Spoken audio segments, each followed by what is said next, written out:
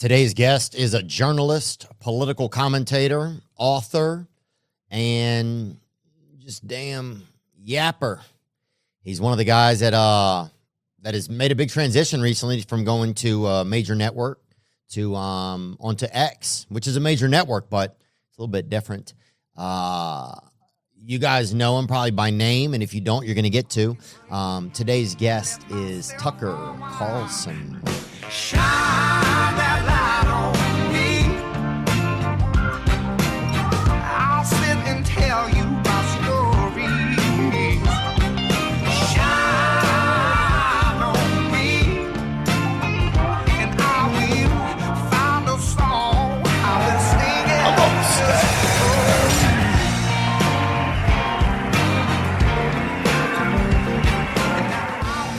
it. It's sure to Zen. Or you need a spit cup? Yeah, you got to try this product. It's unbelievable. Maybe I'll try one towards the end of the episode. It will wind you up. Really? Yes. Once you try this, you're going to get a lot richer. Zen? Is that their advertising campaign? Zen is not a sin. That's the advertising campaign. Really? Yeah, but the truth is Zen is a powerful work enhancer and also a male enhancer, if you know what I mean. Really? Yeah. Talking erection, huh? Yep. There's no election fraud with Zen. Wow. Yeah. I don't know if I want a Zen supported wiener, you know? I don't know. I think you do. You think so? Yeah. Oh, yeah, because you want people to get addicted to Just it. close your eyes. Oh, damn. It's like that. That's a neighbor saying, hey, it's real quiet over there. Just whack it on the nightstand. Sorry, excuse me. Sorry. Dude, I would hate to have a real long wiener if you have a cat. That would be the fuck. That would be the fucking. It'd be dangerous. It would be dangerous. Talk about a cat toy. Oh, yeah. But you'd have to put a little bell at the end of it or something. You would. And a feather. Yeah. Nice to meet you, man. We never met. Dude, you have such a crazy laugh, don't you? It's real. It's beautiful. It's beautiful. I shouldn't say that. It's very hot. Are we on TV? Huh? Is this being recorded? Okay. Yeah. So we're my going, laugh sorry. is very high, and that's how you know that it's real because it's so embarrassing, and I do it anyway. I like that. Yeah, and I shouldn't have said that. It's not nice to condemn somebody's laugh or whatever. Oh, you can't hurt my feelings. Okay. Go ahead and try. Oh, well, I'll give it a run, man. Okay, good. No, I think your laugh, it kind of reminds me of like a proud kind of grandmother from like maybe the 1850s or something, maybe. Totally. Sending her boys off to war. Yeah. Or like a woman that just got a new cookie recipe in the mail, you know? Yeah. It's joyful, but there's a sort of undertone of diabolic. Oh, yeah. But in my case, it's totally real. And again, it's not an appealing laugh. It's not like, wow, what a manly laugh that is. It's not a chortle. It's more a giggle. Yeah. Yeah, no, it seems like a kid, like a kid would love it. It seems like but not too much. yeah, it reminds me of like Winnie the Pooh kind of, you know? You low-key do have a Christopher Robin vibe if he grew up, you know? Well, thank you. I don't think he ever did, though. Really? I think he exists only in the pages of the books. Yeah. Oh, yeah. Actually, there was a Christopher Robin that was Milne's son, and he grew up to be a super bitter atheist who hated his dad. Yeah, it didn't work. It Really? was all fantasy. Yes. Wow. Unless I'm misremembering that. A.A. Milne, who wrote the book, he Yeah. had kind of a tragic family life. Oh, that's heartbreaking. Good to see you today, man. We never met before. But one of my children is like your biggest fan. Really? Yes. And are they, like, how children are we talking? Mid-20s. Oh, that's fine. I'm just saying, I don't want, I don't Nothing want, creepy or anything I don't that. need, like, because it's kind of weird that they allow, like, Little kids to watch you. to see that, like, sometimes it's weird that there's no barrier to entry in There's a lot porn of the world. on Twitter, dude. Yeah. So, I mean, in a world that allows that, you're fine. You think there should be porn on Twitter? No, it shouldn't be porn on Twitter. I mean, no. Yeah, don't go to Twitter. I wouldn't, spend a lot of time trying to ban porn on Twitter, but like porn on Twitter, come on. Yeah. Twitter is for your ugly opinions, not your nudity. Yeah. What things do you think shouldn't be on Twitter? I mean, I think everything should be allowed on Twitter. I mean, I'm on Twitter because everything is allowed. Right? And I don't think everything is allowed on Twitter. I haven't found the boundary yet, but Elon Musk, who owns it, has said he's for free speech, and if it's a political view that most people don't like, it's still allowed. Yeah. And I'm so grateful for that as someone with unpopular views, you know? Well, didn't they have, well, one thing that I don't like on Twitter, sometimes you see like people beating up teachers and stuff like that. Do you ever see any of this I hate violence that shit. happens? Yeah, Right. I don't like it. But the fact that they allow it, and kids beating up each other, they'll have like those things where somebody's going to set up a kid, somebody's filming, some other kids are going to come in and beat up the kid, right?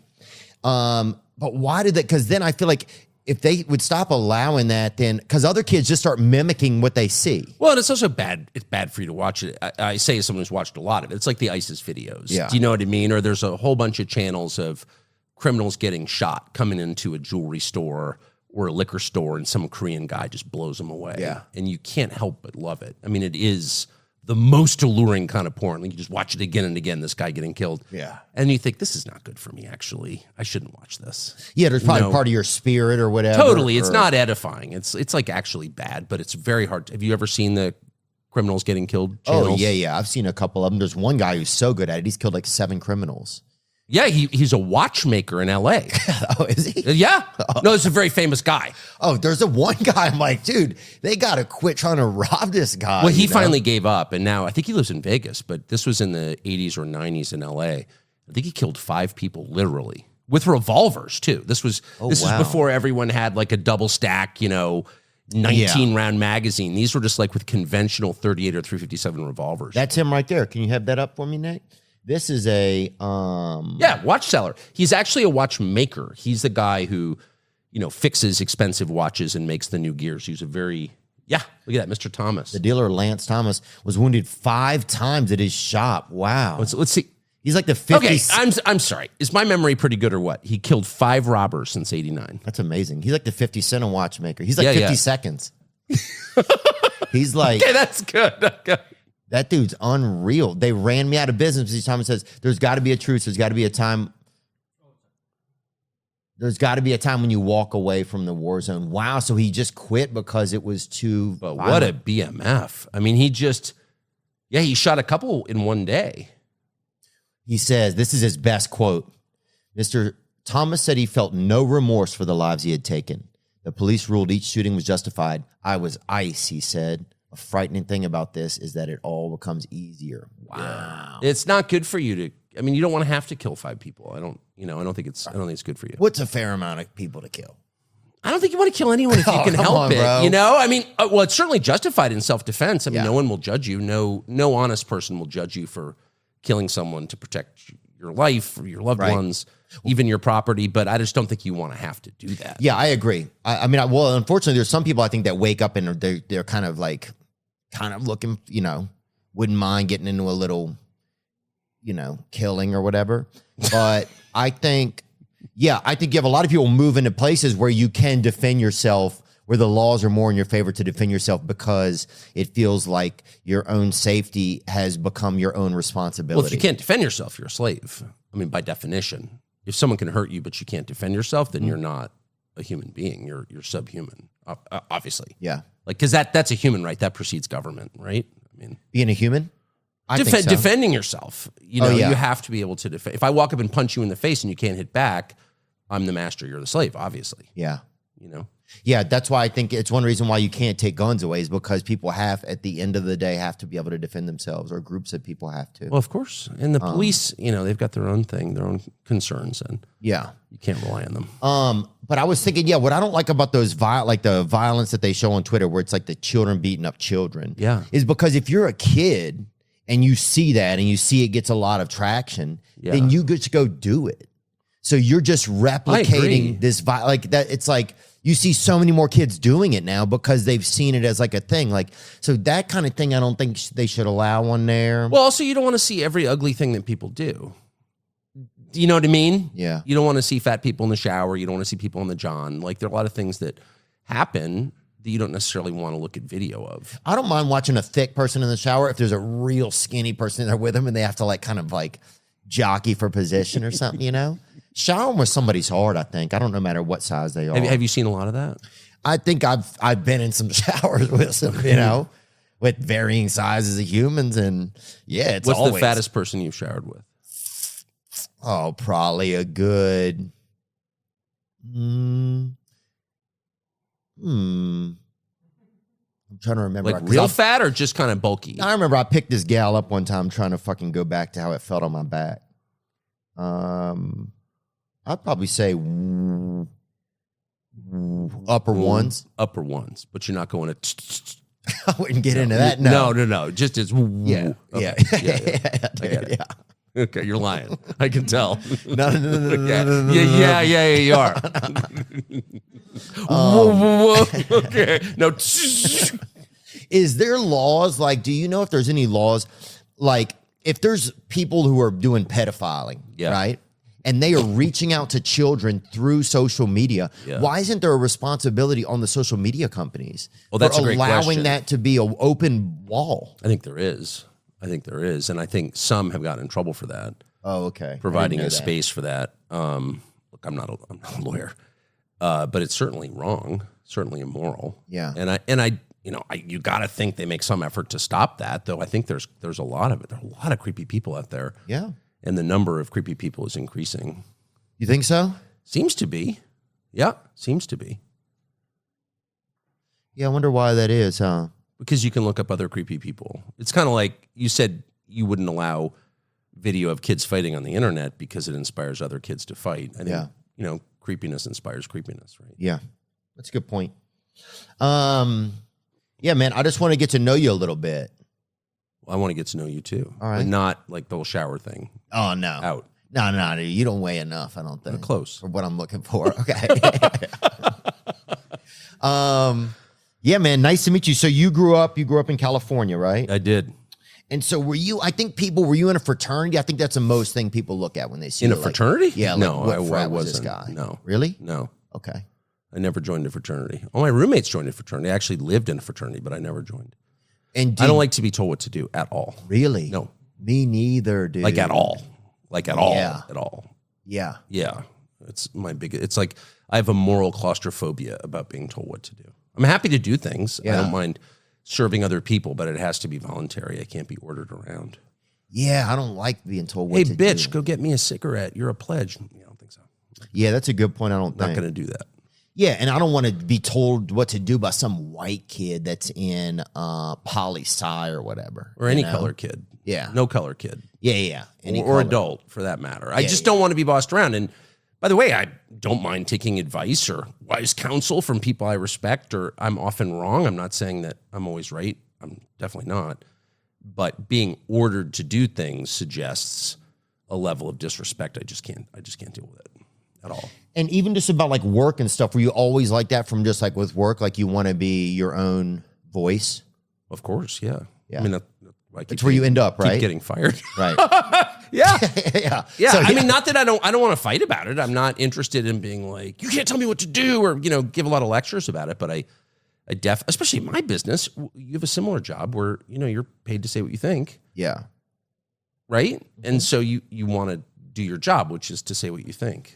Was there even a time when you were working at different news places where you were like, gosh, this still isn't my own voice? Oh, all the time. Really? It was always my own voice, but you could feel the parameters. I mean, I started in my 20s, mid-20s. I'm now in my mid-50s, so it's been a long time. Well, you look great for 50s, man. I'm 54. Are you really? Yes. Oh, wow. I know. Isn't that shocking? It's shocking. I don't feel it. But anyway, when you're much younger and you've got little kids, I always had a lot of kids just reproduce like a crazy person. Yeah. Which I recommend strongly to you. You feel vulnerable and like, you're not allowed to say certain things. And I do think I was never censored, but I self-censored for sure.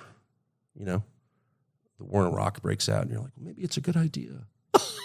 But it's not a good idea. And it's not a good idea. Yeah. You know what I mean? But you allow yourself to be convinced because it's super unpopular to say it's not a good idea, but it clearly wasn't. War with Iran, not a good idea. I can say that now. Why do we go along with that consensus a lot of times? What is it that makes us afraid to speak out? Well, people have a deep need to be part of a group. It's a human need right up there with sex and food and shelter. It's like people want to be connected to other people, which I understand, and I want that too. but that can override reason and common sense very often. So if you're, and a million studies have been done on this, but if you're in a group, I mean, everyone experiences, a group full of people and everyone's like, I hate chocolate ice cream. And you're like, I kind of like chocolate ice cream, but you don't say anything about it because people that like chocolate ice cream suck. And you're like, yeah, they kind of suck. It's a human thing. And so people go along with stuff that their gut tells them isn't the right thing, but you should never ignore your gut, your instincts, which you inherited from your ancestors, which are encoded in your DNA and which are almost never wrong. If you're with someone and you feel like, God, that person's lying, that person's lying. Right. You may not know what about, you don't have x-ray vision into someone's soul, but you can smell the deception on someone. I know that you can. We all can. Oh, yeah. Or if you feel danger, you're like, wow, this person poses a threat to me. You're right. You don't know the details. You don't need to know the details. Get away. Yeah. And if something's really stupid, like, let's go have a war with Iran. It's like, what? Yeah. And I just feel like it's, maybe because of my age and my job, I have a moral obligation to say, I think that's really unwise. You don't want to go to war with Iran. No, because I'm not insane. Yeah. That's insane. Oh yeah, look, I'm not saying it is either. I don't think that we should be involved in a lot of this shit. You think? How's it helping? Is it helping you a lot? No, it's just causing all these moral victories you're winning. It's causing more problems. I don't even know if I'm winning any moral victories. It just causes more problems. It's like hard to navigate between my friends that are different ethnicities or from different places now. It's but we shouldn't have to because we all live here and we should all be united in that. Right. But do you think, and I think when I was a child, it felt like that we were all it felt like we were united, that we were all like Americans. Yes. But it doesn't, I feel like that's been pretty heavily compromised pretty quickly even, which is almost amazing. And I feel like, and these aren't Debbie Downer feelings. These are just thoughts. I should say that. I think sometimes that, it's like America just feels like a shell company. Yes. That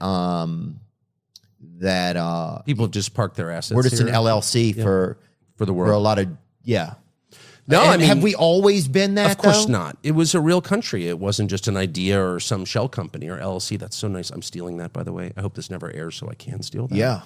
But no, a buddy of mine, one of my best friends, just sent me a video about 8 minutes ago. He's visiting his daughter at Parents' Weekend at a college, a well-known college.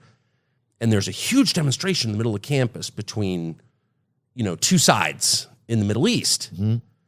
And one of the sides starts burning the other side's flag. It's a foreign flag, okay? Okay. And this fist fight breaks out. And I'm like, I have views on, who's more right or whatever, but I thought to myself, and I said to him, if someone burned an American flag, nobody would fight over it. You get to burn the American flag. But burning the flag of another country, which is not our country, to which we do not pay taxes, whose military we don't serve in, that's the most offensive thing. Yeah. I'm like, we have lost the thread, man. We're all Americans.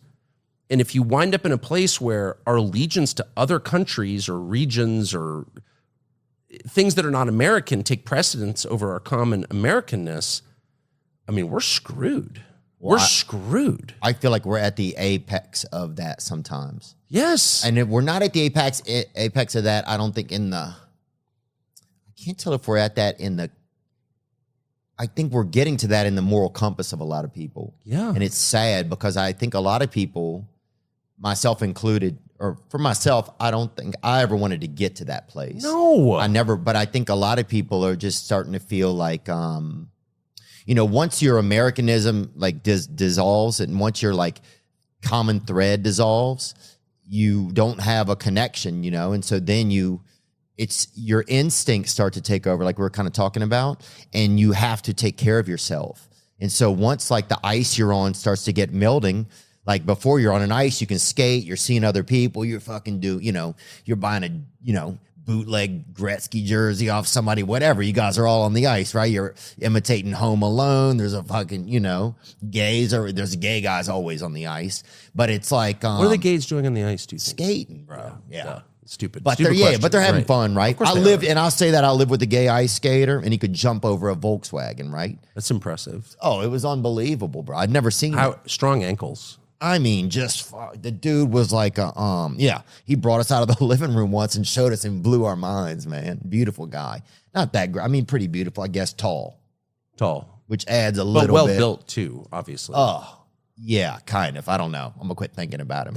But anyway, but once that ice starts to melt, the first thing you have to think about is yourself, right? Yeah. And so that's what I feel like where we're at now. And a lot of people are having to think about themselves, like literally watching our country or what we viewed as our ideals and morals and what we held dear, like sink in this water. And there's nothing you can do about it except take care of yourself. That's where I feel like a lot of people are at. There's nothing they can do right now but take care of themselves. And they're displacing a lot of their frustration about our economy, which we never talk about. It's getting very expensive for people to live here, like too expensive, actually. Oh, yeah. I saw some gas the other day. I was like, Jesus, man. How do people afford that? Yeah. You know, well, how do you even do a bonfire anymore? You know what I'm saying? it's totally shit, right. Yeah. No, it's completely right. Yeah. How do you, if you want to take, gasoline and pour it on the pallets, like it's $6, Right.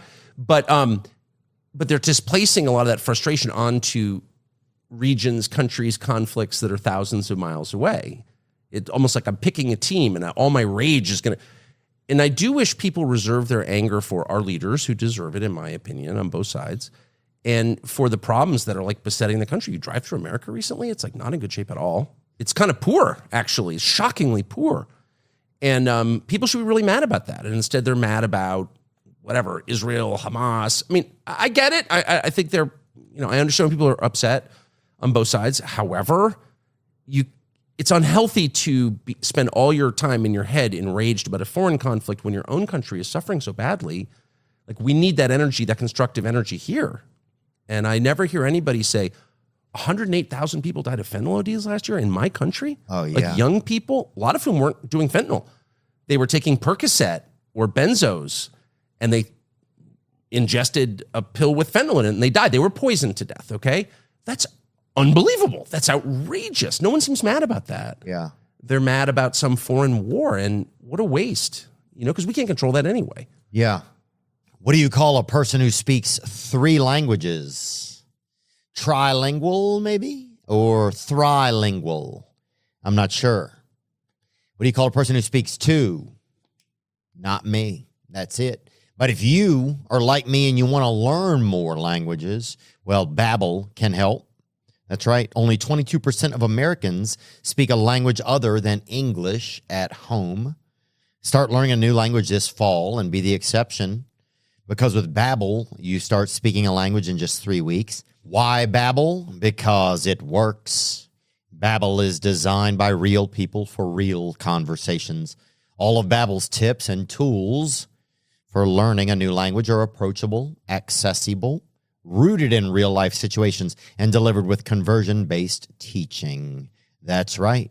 And here's a special limited-time deal for our listeners to get you started right now. Get 55% off your Babbel subscription, but only for our listeners at babbel.com/THEO. Get 55% off at BABBEL.com/Theo. That's BABBEL.com/Theo. Rules and restrictions may apply. There are some famous comedy duos who get it done. You know that. I'll say Key and Peele, Brooke and Mortar, Santino and Lee. Those are some. But the perfect duo when it comes to growing your business is you and Shopify. That's right. When I started podcasting, having an online store was kind of the furthest thing from my mind. I didn't think about it. I didn't expect it, And all that's changed over time. And Shopify has helped. That's right. Shopify is the global commerce platform that helps you sell at every stage of your business. From the launch your online shop stage to the first real-life store stage, all the way to the did we just hit 1 million orders stage. They're all waiting for you, and Shopify is there to help you grow. Whether you're selling scented soap or menthol, just pure menthol in a can, Shopify helps you sell everywhere.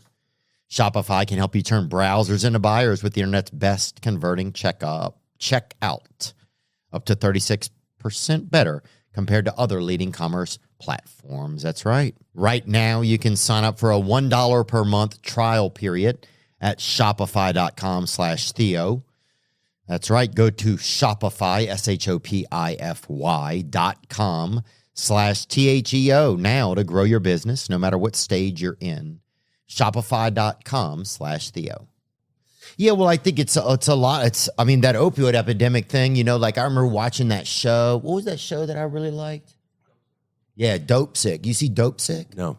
Man. I don't know if I could handle it. But I live in a place with a lot of that, so I see it. Well, it's about it's about Michael Keaton is in it, right? I think that's him. He used to be Batman, but now I guess he's selling drugs, right? Which is a perfect example. Oh, it's about Purdue Pharma. It's a perfect example of our country. Even Batman is fucking selling pills, you know? Well, the company that got rural America hooked on opioids, got away with it. I mean, Well, they paid a that's what's fine. unbelievable. Nobody went to jail. Yeah, The Sackler family, they're still rich and like really they didn't go to jail. That's what this ruined my this. I think about this every single day. I hate the Sackler family. I hate this whole thing that happened. It's unbelievable. But they got away with it. How do you do that? Well, these people, this country, they let our FDA let these people down. But no one was punished. Not one person was punished. Yeah, I know. And you see people go to jail. I mean, this is not even a political point. It's true. On both sides, voters for both parties go to jail for very small things. Very small things. Yeah. And yet you like poison the entire country. You wreck an entire generation of kids and you're still a billionaire? Tell me how that works. I don't know. If I ever saw that guy on the street, I would fucking saw his face off. How would you saw his face off? I'd figure it out. Do you bring a saw? Do you have a saw with you? I'd just turn into a saw. That's how much I hate that guy. You know what I mean? It's just unbelievable how many people I got killed in no care or concern. No. And then the way that they lobbied our own FDA people, they took them off of the job and paid them more to work for them to help them beat the laws. Yeah. Sorry, man. I didn't mean to bring that up. No. But I mean, next time they tell me I have to take some pharma product, I'm probably going to pass. I'm just saying. Yeah. Oh, I'm probably going to pass. I don't trust you anymore. Sorry. Yeah. Well, I miss the days you could get some fucking good pills too. I mean, there's part of that in this, you know, when a dude could give you a couple stack or twos, you know, and you'd hold up the wall over there in Hoboken for an hour, you know. I think those days are over. You got to go to fentanyl. I just don't want to do it. No, I don't think you should. Well, I'll overdose, man. I'm sober like 18 months. I would overdose easy. You're sober 18 months? Yep. One of the reasons I don't do cocaine anymore is because they fucking ruined it. Why? With the fentanyl. It used to be this baby laxative.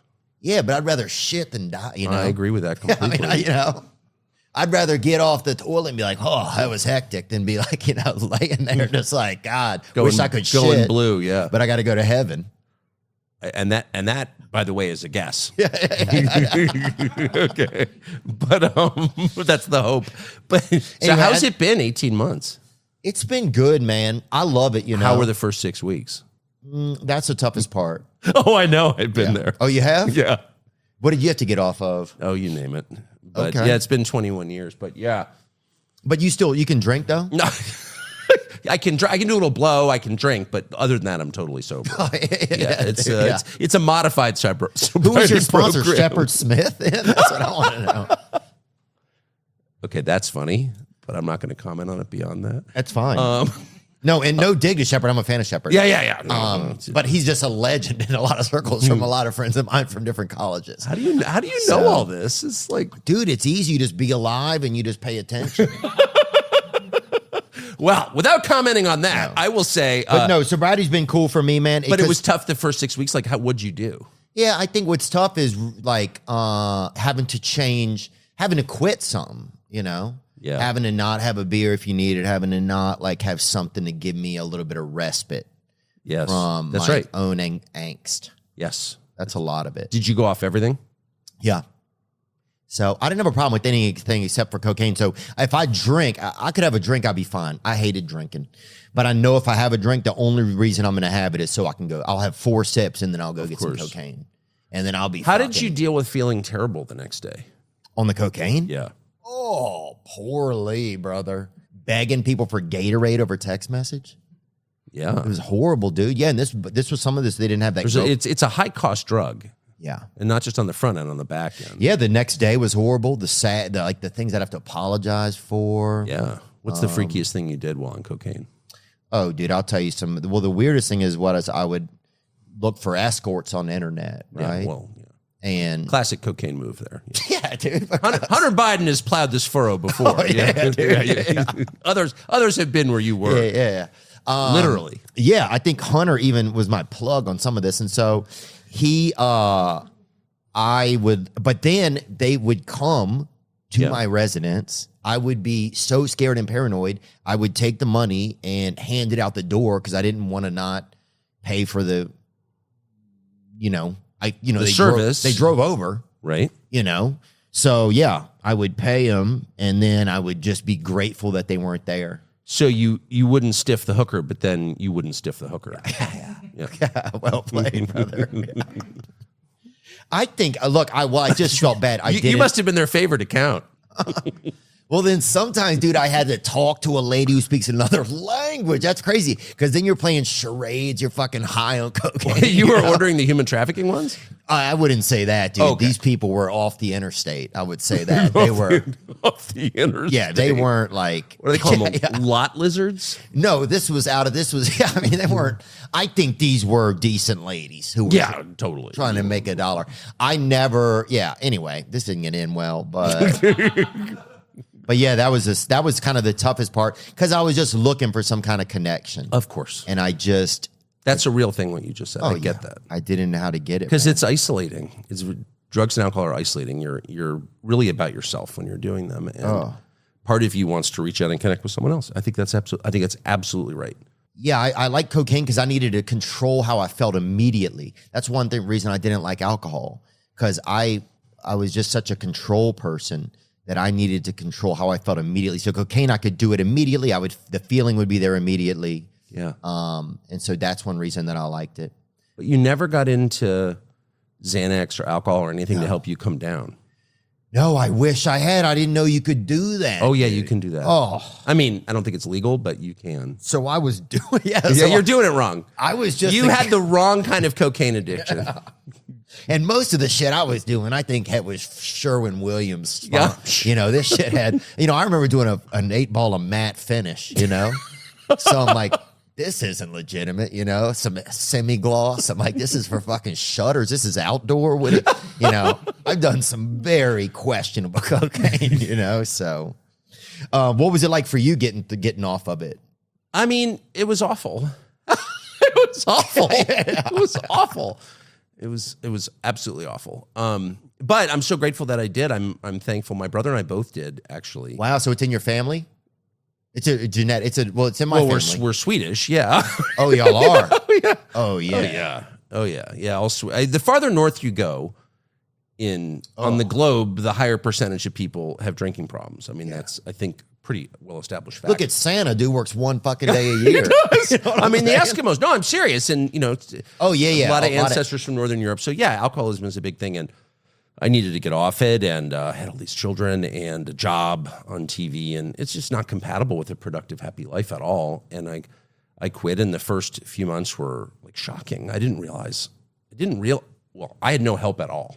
Really? Yeah, I did it at home alone. Were you not willing to try and have help? Like, were you that kind of were you Well, I had a public job. Oh, yeah. I was an anchor on CNN, and so I just thought I don't want to get into the whole I'm going to rehab or whatever. Right. I just didn't want to get involved with that, and it was fine. It worked great, and I've never gone back, and I never would for anything. However, I didn't realize that, and I knew very little about it. This was kind of before I was using the internet. I just didn't know that much about addiction at all. Yeah. And I quit, and all of a sudden I had these withdrawal symptoms that were like shocking. My hands are shaking. I feel like I'm going to freak out all the time. Super anxious, super anxious. Sweating, heart palpitations. I was like, what is this? And I asked somebody, I didn't tell many people, but I asked somebody, he's like, oh, you're withdrawing from alcohol. And if you start to hallucinate, that means you have the DTs, the delirium tremens, and you need to go to the hospital because you could die. I was like, what? I never got that, thank heaven. But anyway, yeah, it was awful. But then, within 6 months, I felt great. I started smoking 2 cigarettes at once. I mean, my nicotine problem got a little more intense. But I felt wonderful, and I felt great ever since. Wow. And did you ever go to meetings? Did you ever get into 12-step or no? Not one time. But I love it. I just had dinner last night with Bobby Kennedy, who's been in a 12-step program Russell Brand, same thing, another friend of mine. I almost went to a meeting at Bobby's house on Tuesday. Okay, then what a wonderful man he is. Bobby's a neat guy, isn't he? He is. He's a very deep person, and he's learned the right things, and people like that make me very pro 12-step. Because like they're just like, I'm not in control of my life, and they're not, because nobody is. Everyone lies about it. Oh, I've got it under control. No, you don't. Oh. You have no freaking idea what you're doing. You can't extend your life by a single day. You're lying to yourself and those around you. Just admit you have no clue. You're doing the best you can. You're a totally screwed up, kind of embarrassing person. You know what I mean? Okay. And be liberated. And so You got me. I strongly believe in that because it's true. It is the truth. I know. And the rest of it is such a sled we pull. And it's fake. And it's ridiculous. As I always say to my kids, everybody knows who you really are. Everybody already knows what your bad qualities are, and they love you anyway. So don't even try and hide them. I mean, I'm sure you know people who are like alcoholic or bad temper or secretly gay or whatever. And they're like, oh, no one knows. No one knows. It's like everybody knows. Are you kidding? And again, they love you anyway. So you don't need to hide it. Just be who you are. And when you are, I mean, you are so liberated. It's this massive weight coming off you. It's like, yeah, kind of fucked up, but, you know, more than some, less than others, but trying. And people are like, that's great. Yeah. People are way less judgy than you think they are. Right. There's some inverse of it, you know, where it's like we think someone's so, but then if we look at the way we look at people, we might have some jokes about it, stuff, but most of the time you have empathy. Exactly. At dinner 2 nights ago, I'm sitting next to this woman and she said something about, it was a long story, but basically it was about a woman gaining weight. And I said to her, you know, I've never been in a group of just men on a hunting trip or where it's just men. Yeah. Where someone's like, she had a fat ass. It's like men have the widest strike zone imaginable. Men like women, heterosexual men like women. Mm-hmm. They don't judge their appearance very harshly at all. They kind of tend to like all sorts of women. That's true. And if you knew how non-judgmental men were about women's appearances, you would relax. But of course, you don't care what men think about your appearance. You only care what other women think about your appearance, and they're very judgy. But it's the same principle. It's like we are less judged than we think we are, you know? Yeah. It's funny, but but it's not the nature of us to think that we are. Did you tell people when you quit using cocaine? Yeah, I did, I think. Let me think. Yeah. Yeah. I did. I told them. Well, I got into meetings. It was been in my family, you know, a lot of my family, it's in my family. So the cocaine thing, the drug, just alcohol, childhood, issues, really. A lot of it is a lot of my stuff comes from really intimacy disorders. Yeah. Like connectivity disorders. You know, so, but then whenever anything triggers one of those connectivity disorders, then a lot of times it would lead me to doing drugs, you know. So, yeah, I just love it. What I love about it is now I get to see, man, I saw a dude yesterday who just got a 6-month chip, you know, and the guy, man, to see somebody whose life has changed, you get to witness. It's unbelievable. It's unbelievable. Miracles. I totally agree. I had a friend call me this morning, right? And we've been friends for years, and we kind of both know that we have some of the same problems. And it was like the first time he like opened up to me, man. And we're both sitting there just kind of crying on the phone. It was just because when he opened up, it just made me feel like I was like, I don't know. I just understood him, and it was like, I don't know. It was just so important. Well, that's what intimacy is. Yeah. I've always thought that we misread intimacy. We think it's when someone tells the truth about other people. It's very easy to tell the truth about other people. It's only when someone tells the truth about himself. It's only when you admit who you really are to someone else that you have intimacy. That's the measure of intimacy. If you're willing to tell someone who you really are, you are intimate with that person, and vice versa. And that's totally the key. So if you want to know how many truly close relationships do I have, that's how you know. How many people am I willing to admit what a schmuck I actually am to? That's the number. And what I love about 12-step, I've never actually been to 12-step. I've only heard about it. Actually, I was at Russell Brand's house this summer, and he had a meeting, yeah. Oh, that's cool. Hilarious so you got to go to people. One. Was it? I didn't stay for it. I had to leave, but they were. Come on, one of the guys was smoking, which I love. And just old school. And they were, anyway, but I love the 12-step thing because you just like it, as with Christianity, which I also like, you admit right away that you are Powerless. Yeah, exactly. You're not in control. Your life's unmanageable. That's a nice word that they use a lot because it's like sometimes people are like, man, I'm not powerless. But I'll be like, things are unmanageable for me. The way that they phrased everything, it was just really articulate. But anyway, man, well, congrats on that. Yeah, I think it's interesting and it gives me a better scope to handle my own life, and it definitely gives me more opportunity to look at other people when I'm able to. Do you find yourself less judgmental? And what about all the guys you used to do cocaine with? Do you still talk to them? I did it by myself. Good. That's a fun way to do it. Fuck yeah. Chopping outlines at home. Yeah. I'd change outfits and come back in and be a different guy doing it. Yeah. And I'm like, hey, don't do it. This is for me. Just yelling at the other me. You're literally doing it alone. Oh, yeah, brother. I would do it alone, and I'd go hide it somewhere. And I'd be like, I'm going to bed. I'm not doing it anymore. And then I would fucking get up and go find it, And I would do more. And it does affect your sleep patterns. Yeah, bro. Yeah, I've heard that. Yeah. Most of my sleep patterns was me praying, dude, that somebody would fucking pour Gatorade down my chimney. I was just, I wanted Gatorade. Why Gatorade? Just because it's like has electrolytes in it. I would be so dehydrated. So you're not much of a planner. No. You didn't go to Costco ahead of time and just get a pallet of it for home. No. No, bro. Did you have some pretty crazy nights or no? I had a few. Yeah. Packy.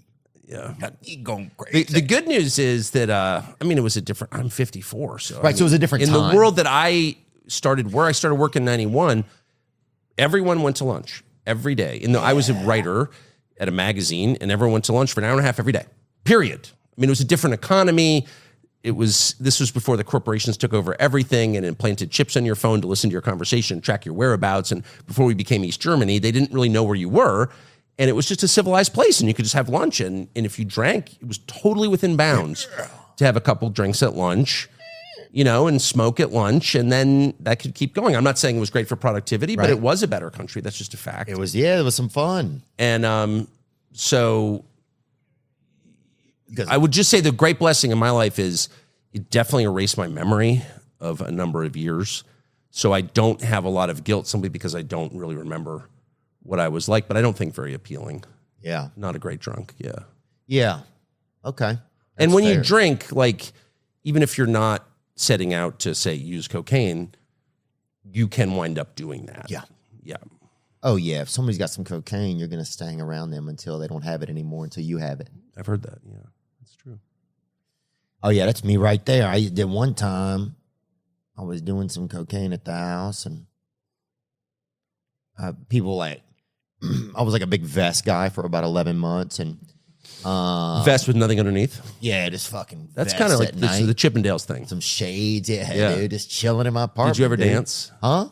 No, I wouldn't dance. I'd make a smoothie, but which is kind of like dancing, but just literally like nothing underneath it, just the vest. Yeah, no, just vest. Yeah, because this was in California too. It was weather permitting. Yeah, it's totally normal. People. I remember I grew up in California, and I'd often wear a vest, a silk vest, kind of against my nipples. I liked it. Dude, remember when silk came out and it was like, remember silk shirts? Oh, yeah. They were so bad, huh? I'm not going to wear. Remember them?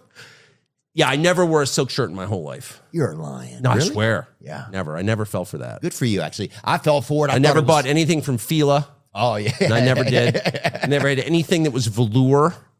Their whole epochs. Yeah. In fashion history that I just missed. I just totally ignored it. I've been wearing the same freaking clothes since 1984. And I mean it. Wow, I believe that, dude. If you just stay exactly the same, like someday this will be super cool.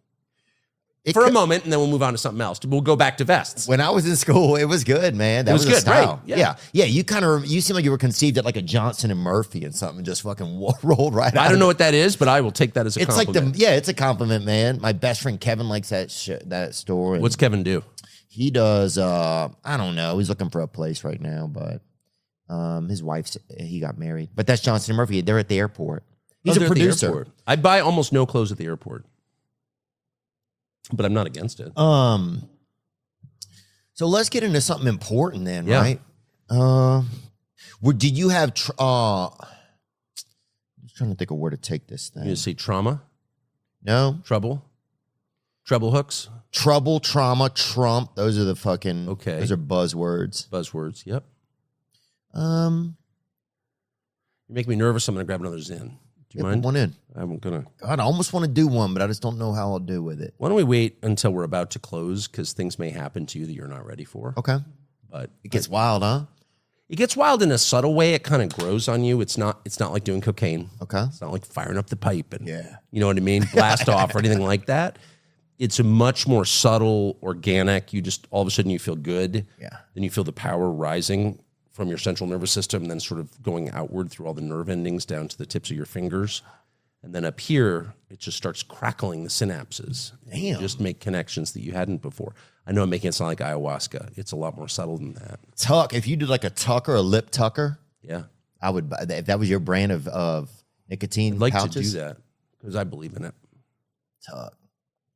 Tuck-a-tuck. Yeah, tuck a tuck. And you could have a Native American attached to it. I love that. I'd definitely get picketed, but I do it anyway. Yeah, but someone would love it. Native Americans love nicotine, They dude. certainly do. God, they love it. And I, unlike most people, I actually know some. Do you? Yes, I do.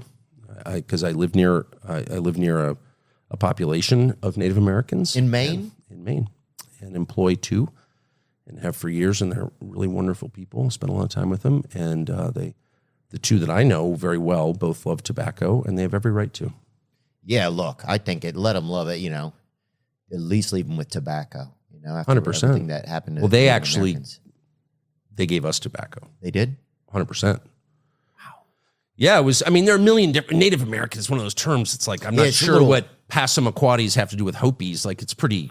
You know, And there was a lot of beef. There was a lot of beef between different Indian big tribes. time. Yeah. Oh yeah. Some of them were very warlike, I think is the term we use. But no, they used a lot of tribes used it in religious rituals, and they would use it rectally.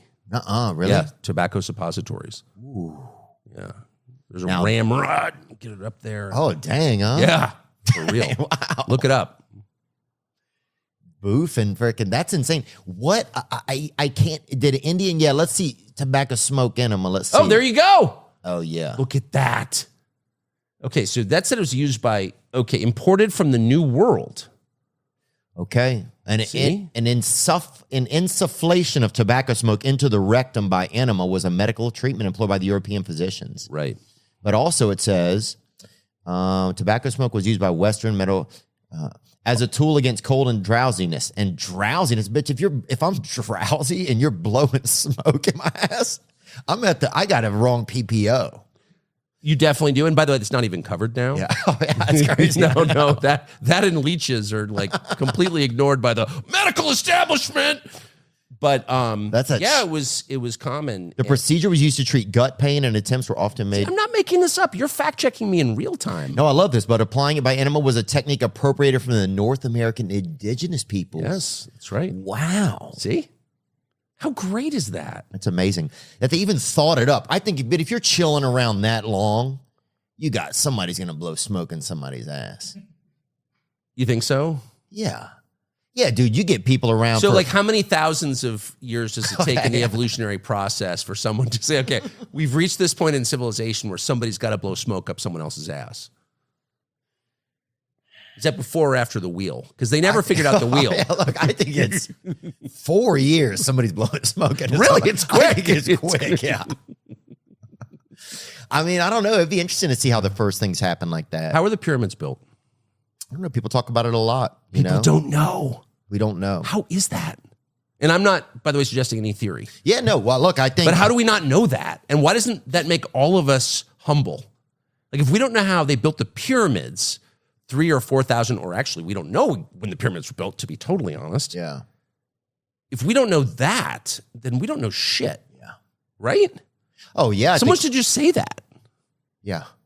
Why don't we just say we don't know shit? Yes. Yeah. All wisdom begins with acknowledging what you don't know. And anyone who tells you, I know the answer, is about to lead you into, say, war with Iran or something equally crazy. Take the vax. You know what I mean? Like, that's a lie. Yeah. So never trust anybody who claims to have it all figured out because he's lying to you. Well, do you think that one of the political parties thinks that they have it all figured out more than the other? I think they both do. I mean, I think politicians by their nature Have to. are unwilling. By the way, every once in a while you get somebody who shows up and starts to tell a portion of the truth, and everyone loves him. And then he's always invariably accused of raping someone at that point. I gotta take him out. Yeah. You know, like anonymous charges. He raped me in 1985. I can't tell you my name, but it happened. They just did this to Russell Brand. Yeah, there's always somebody. Yeah, they'll come out with anybody. Or nobody in his case. I don't think they put a name to any of the 4 people who are accusing him of sexual assault. I'm not shocked. Well, now there's there's bots writing articles now. I read an article the other day about my parents. I'd never heard of either of the 2 people in the article. Are you sure? Yeah, it was a bot article. It was a bot. Have you done 23andMe? I mean, Yeah. you're positive? Sure, yeah. Okay. Yeah, you're right. Because you don't know, dude. Yeah. That's a good point. Yeah, it's a good point. Yeah, maybe I'm angry at the wrong woman. Exactly. You know, that's a good point. You're telling your shrink about the wrong mom. You know, I've had frustrating time buying tickets. My brother and I had tickets one time to a Chicago Bears game, and someone offered to buy them from us. We were children, and I think we were probably 11 and 13. Someone offered to buy them from us outside of the game, and we said, okay, we'll sell you our tickets. They were offering $25, and we'd never had that kind of cash. And so we said, okay, we'll do it. And then they said they were undercover cops, and they were going to take us to jail, and it was just the dumbest group of people we'd ever met. What I want to talk to you about is game time. You shouldn't have to worry when you buy tickets to your next big event. Game Time is the fast and easy way to buy tickets for all sports, music, comedy, and theater events near you. Some things I love about the Game Time app: they have last-minute tickets, flash deals, and views from all seats in the venue, so you know if there's gonna be something in front of you, if there's gonna be a dang a pendulum or anything stopping your view. Take the guesswork out of buying tickets with Game Time. Download the Game Time app, create an account, and use code WEEKEND for $20 off your first purchase.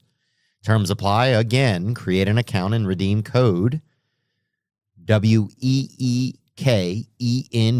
for $20 off. Download Game Time today. Last minute tickets, low price, guaranteed. NBA fans, the wait is over. Basketball is back. And DraftKings Sportsbook, an official sports betting partner of the NBA, is celebrating with an unbeatable offer. New customers can score $200 instantly in bonus bets for throwing down $5 on the NBA. Win or lose, it doesn't matter. You'll start the season with an instant dub. Basketball's more fun when you're in on the action. Download the DraftKings Sports app now and use code Theo. New customers can get $200 in bonus bets instantly for betting just $5 only on DraftKings Sportsbook with code THEO. The crown is yours. How does a free Thanksgiving sound? Well, this year, Ibotta is here to give you cash back and help make sure your Thanksgiving table is complete. Because who wants turkey without the gravy? Turkey is great, but we all know the best part of Thanksgiving dinner is the sides. Starting November 1st for the 4th year in a row, Ibotta is giving 100% cash back on your Thanksgiving feast. Just add the offers in the app to redeem for everything you need to make your Thanksgiving feast complete. All you have to do is shop at your favorite retailers and upload your receipt. Ibotta gives you cash back on hundreds of grocery items, from produce to personal care to pantry goods. Download the Ibotta app now and use code Theo to get 100% cash back on your Thanksgiving dinner starting November 1st. Just go to the App Store or Google Play Store and download the free Ibotta app and use code Theo. That's IBOTTA in the Google Play or App Store and use code Theo. Yeah, I think one of the sad things these days is like that we don't know where to get any information anymore. You know? Well, I've got one suggestion, and that is whenever Not to change the subject, I'm just trying to think. No, it's a fair question. I mean, how do you make sense of the world if you don't believe what people are telling you about the world? Right. How can you make rational decisions if you can't be certain that the input is accurate? I can't really answer that. I know what I do, which is I don't read the New York Times or the Washington Post. I don't want that in my head, the Washington Post or NBC News. Are they liars? I know they're liars. I've written for all three of those. I know that they lie, so I don't get anywhere near it. When you say they lie, does that mean like you write an article and you give it to your publisher, your producer, and then they say no and they change it? Or what do you... No, it means they don't assign stories on things they want to ignore. I see. And where do they get those orders from? It's all by instinct. So their job is to protect the people who are in charge. It's to protect the people who have power currently. The point of journalism is to challenge the people who have power on behalf of the rest of the country. Right. And they've inverted the formula. Yes. And so if you work for the Washington Post, the idea is just protect Jeff Bezos and his friends at all costs. And that's what they do. So, but I'll tell you a way that I think is a good start to figuring out what's true is watch what they become hysterical about. You'll see somebody occasionally say something and people just land on him. Shut up! Shut up! Let's put him in jail. Whatever that guy is saying is true, or it points in the direction of the truth. Right. When someone says something that's like legit and say, no one's mad at the schizophrenic on the bus, who's talking about whatever, the earth is flat or lizard people, which, by the way, may be true. I don't even know. Fucking playing duck, duck, goose on a... Yeah. Totally. Nobody cares because he's not a threat to anyone because he's insane. Yeah. Insane people are not a threat to the existing order because they're crazy. They're self-discrediting. But when they become hysterical about somebody and they're like, he's a conspiracy theorist without even refuting what he told you, then he's onto something. A hurt dog barks, right? When you have an infection, someone touches near the infection, it hurts. What does that tell you? You have an infection. Yeah. Oh, I see what you're saying. Well, do you think that's one of the reasons why Bobby Kennedy was looked at as so crazy? 100%. Yeah. And what's so funny, as I said, I saw him, very recently, the other night. And I said to him, when I saw him, I sort of follow it. I'm just interested in the reaction to Bobby Kennedy. Mm-hmm. And remember, they attacked him as a crazed conspiracy nut because of the vaccines. Yeah. And he said there may be a connection between the vaccines and autism. They're like, shut up! And they canceled his contract with the New York Times. He had a contract to write for them. They canceled it. Wow. And they just basically drummed him out of polite society. They don't talk too much about that anymore. Right. But the vaccine stuff, because I think there is this recognition, and by the way, I'm not an expert, but that actually a lot of people were hurt. A lot of people were hurt, not just with the most recent round of mandatory vax, but in earlier rounds. Now, you could argue it was worth it. We have a flu vaccine. It academically supposedly prevents the flu, so maybe we get it, but some people get hurt. But they were telling us for years, nobody gets hurt. Well, that's just a lie. Yeah, people get hurt all the time. They get hurt all the time. Yeah, a lot of vaccines. It's like even the polio vaccine. I recite this a lot, but they tested the polio vaccine in our hometown where I'm from. They had a primate testing facility there. And are you serious? Yeah, and that's where they tested the polio vaccine. You grew up in a town with a primate testing facility? Yeah. What town? Tulane National Primate Research Center. That's got to be the most depressing place in the world. Is it in New Orleans? It's uptown? It's outside of New Orleans. No. This is outside of New Orleans. Yeah, they don't allow that in Audubon Park, do they? No. But in our town, this is where they made it at. But that vaccine gave cervical cancer to tons of women. Of course. And they knew it when they put it out, but they'd already ordered it. So they're like, well, fuck it. We already paid for it. Right. So exactly. But I think that... it's bad to lie, right? And it's especially bad to lie at scale. Like if I lie to you about something and, Yeah. But if I'm lying to 350 million people, that's a crime. And they've done it. And the problem is at this point, it's like, I would go to a surgeon, because that's a pretty straightforward operation. I've got a knife. I'm going to take this thing out or sew this up or whatever. But I don't think I would go to a doctor for, we're going to try this drug. It's like, maybe I would. I don't know. Yeah. I haven't had to make that choice, thankfully. But I would be hesitant because I don't trust them because they lied. They got caught lying and they never admitted it. That's part of it. There's never any resolution. There's never any affirmation to your questioning, and even if you were right, there's never any about-face acknowledgement. But it can't get better. If you get in a fight with your girl, okay, and one of you behaves horribly, one of you's on, say, cocaine and says something outrageous, and you want to continue the relationship, there has to come a point where you're like, I really was an asshole and I'm sorry, and I love you and I'm sorry I did that. Right. And only when you do that can it get better. It cannot be healed before you do that. It doesn't work. And that's true with public trust as well. And that's where we've gotten. It's gotten to the point. But I don't understand why they can't admit it. Like, I've been wrong about a ton of things. And I feel so much better when I admit it and stop pretending that I'm omniscient. I don't know everything. And that's okay.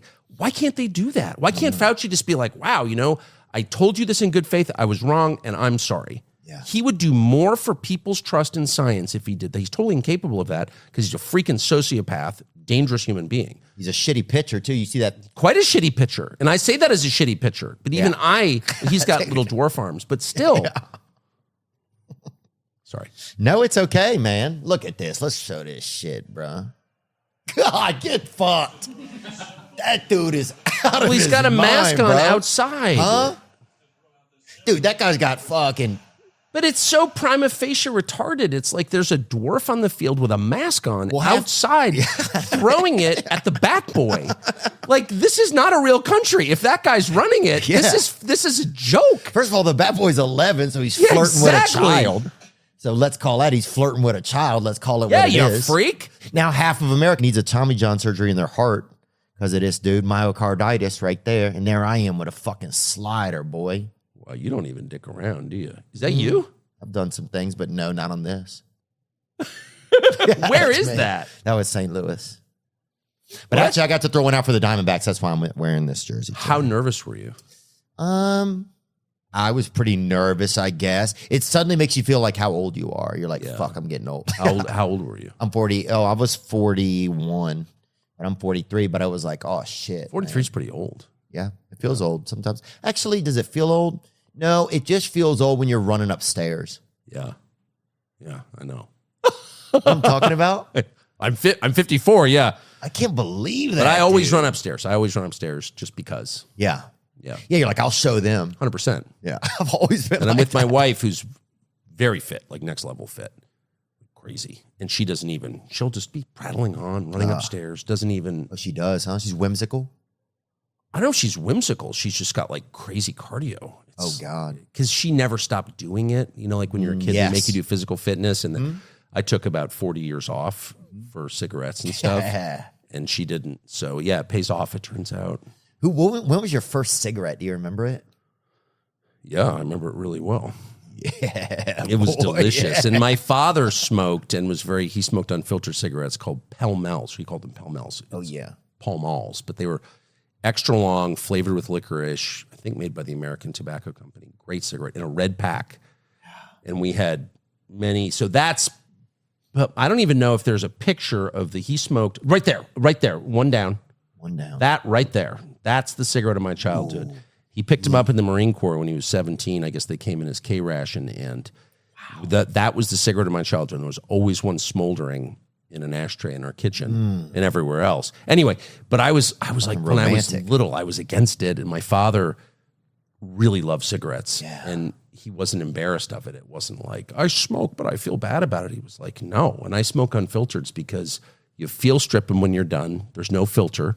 You smoke them backwards so the enemy doesn't know it's an American cigarette. You burn the logo off the paper. He really likes cigarettes, and he felt sorry for people who didn't smoke. So I was like maybe 13. I was in 8th grade when I started, and it was totally. Where were you? Were you out with the boys, or you was at the house and you smoked? I was at school. Smoked one at school? Oh yeah, it was allowed actually. It was a pretty freaky with a teacher. I know it sounds like it was in the 1800s. Sounds romantic, I think. It was romantic. It was great. Just to sneak, it sounds like espionage. No. It was totally open. You could smoke at school. I could smoke at school through senior year of high school. Oh, yeah. No. Oh, yeah. You could smoke as a child at school. Oh, yeah. I had parental permission, yeah. Really? I shouldn't be saying this. It's so funny. People would be like, yeah, I did ayahuasca or DMT. And everyone's like, it's so cool. It's like, yeah, I smoked a cigarette. What? You're a criminal. But I mean, I wouldn't say smoking is a great long-term play. Yeah. I don't think that it is. Where I quit when I was 45 because I felt like I probably should. Yeah. It'll probably get me anyway, but I did enjoy it. I really did. I never had a bad one. Yeah. There are no bad cigarettes. You're not like, oh, this is disgusting. I never felt that way at all. Oh, wow. Yeah. I've had bad Fig Newtons. Like you can screw up almost any consumer product, but a cigarette is remarkably consistent, and it gives you what it promises you. The payoff is always there. That's a good point. Yeah. The payoff is always there. You know, especially that first fucking drag off that In the bitch. morning. In the morning. You know what I loved was they had a man in our area, and it was actually my grandmother was married to a man, and he would light his cigarette and he would let us inhale the smoke up our nose when we were really young. Louisiana's the best, isn't it? God, it was fucking good. I think it's got the highest smoking rate of any state. You know what Louisiana does have? It has the most people that are born there, that die there, that never leave there. I believe that. It's a cool place. That's staying It's not true. like every other place, actually. No, dude, it is. Yeah, I always say, like, New Orleans, it's a good place to get oysters and murdered. Yeah, you get murdered and oysters. That's totally right. Yeah. The thing about Louisiana, it never gets credit for. Everyone talks about diversity in the melting pot. Like, Louisiana actually was that long before most places. Yeah. It was, you had a bunch of different cultures there. And they kind of got along, you know, sort of anyway. Yeah, you still got a good mix down there. Yeah. We had a area bus called Chafuncta. That was the river, and it was named after the Chafuncta Indians. Chafuncta? Yep, Is that like the Fagawi tribe? I'm not sure. That's not a real, that cannot be a real name. That's a real name. TCHEF. Chafuncta? Yep. Yeah, It does sound like a Chafuncta joke, River right? there in Louisiana. Yeah. It sounds like a play on words. Yeah, it does. Well, here's how they got the name. A long time ago, a Native American threw a big rock into the river, and that's the sound when it made when it went in. Chipunk. Oh, that's so cool. Is that true? Yeah, true story. It's pretty Chafuncta. fascinating. But that right there is a perfect example. Louisiana to me is that it's a place for great storytelling. It's a great place for kind of family. Yep. You know, so that's one story I like to tell People about. have that place. dinners with their families there. People have 90-minute lunch breaks. People wake up, get to breakfast, and then do 2 or 3 things before they go to lunch. I love that. Yeah, it was just, that's how life was. It was, It wasn't all about efficiency. no, it wasn't. So if your life is all about efficiency and every moment is being monitored and counts towards something, then you're not really human. You're a machine at that point, aren't you? I mean, Right. you're a cog in a larger machine.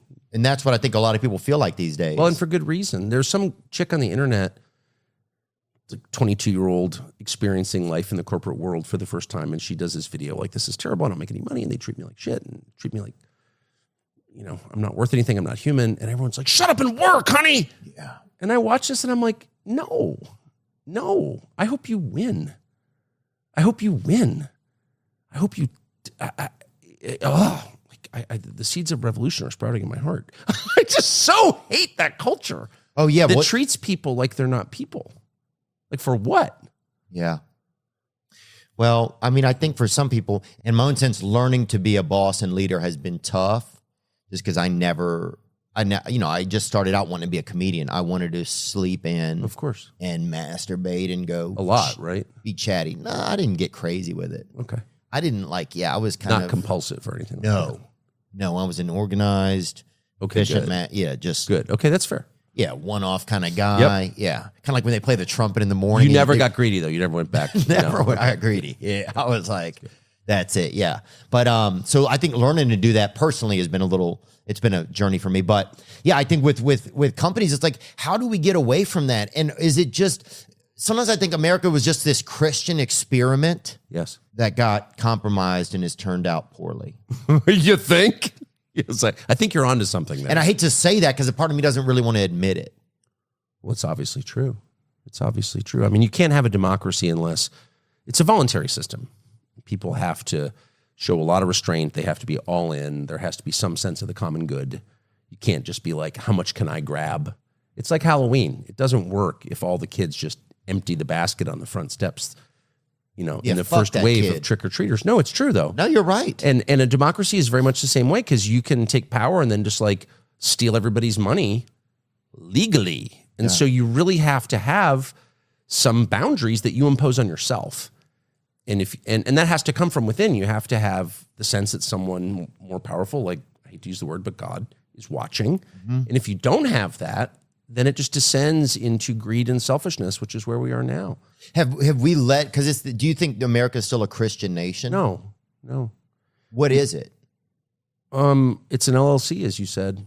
So brilliantly, actually. Again, I'm We've entered stealing that. privatized communism, it feels like to me. I think that's exactly right. I mean, no one's for the free market. Everyone's for using power to hobble their competitors. Everyone's into, the only reason we have regulations is to create monopolies. The system is completely rigged. And that. You're asking, how do you get reliable information about the news? The news media want to talk about race. That's like their main thing that they want to talk about. Black, white, Hispanic, Asian.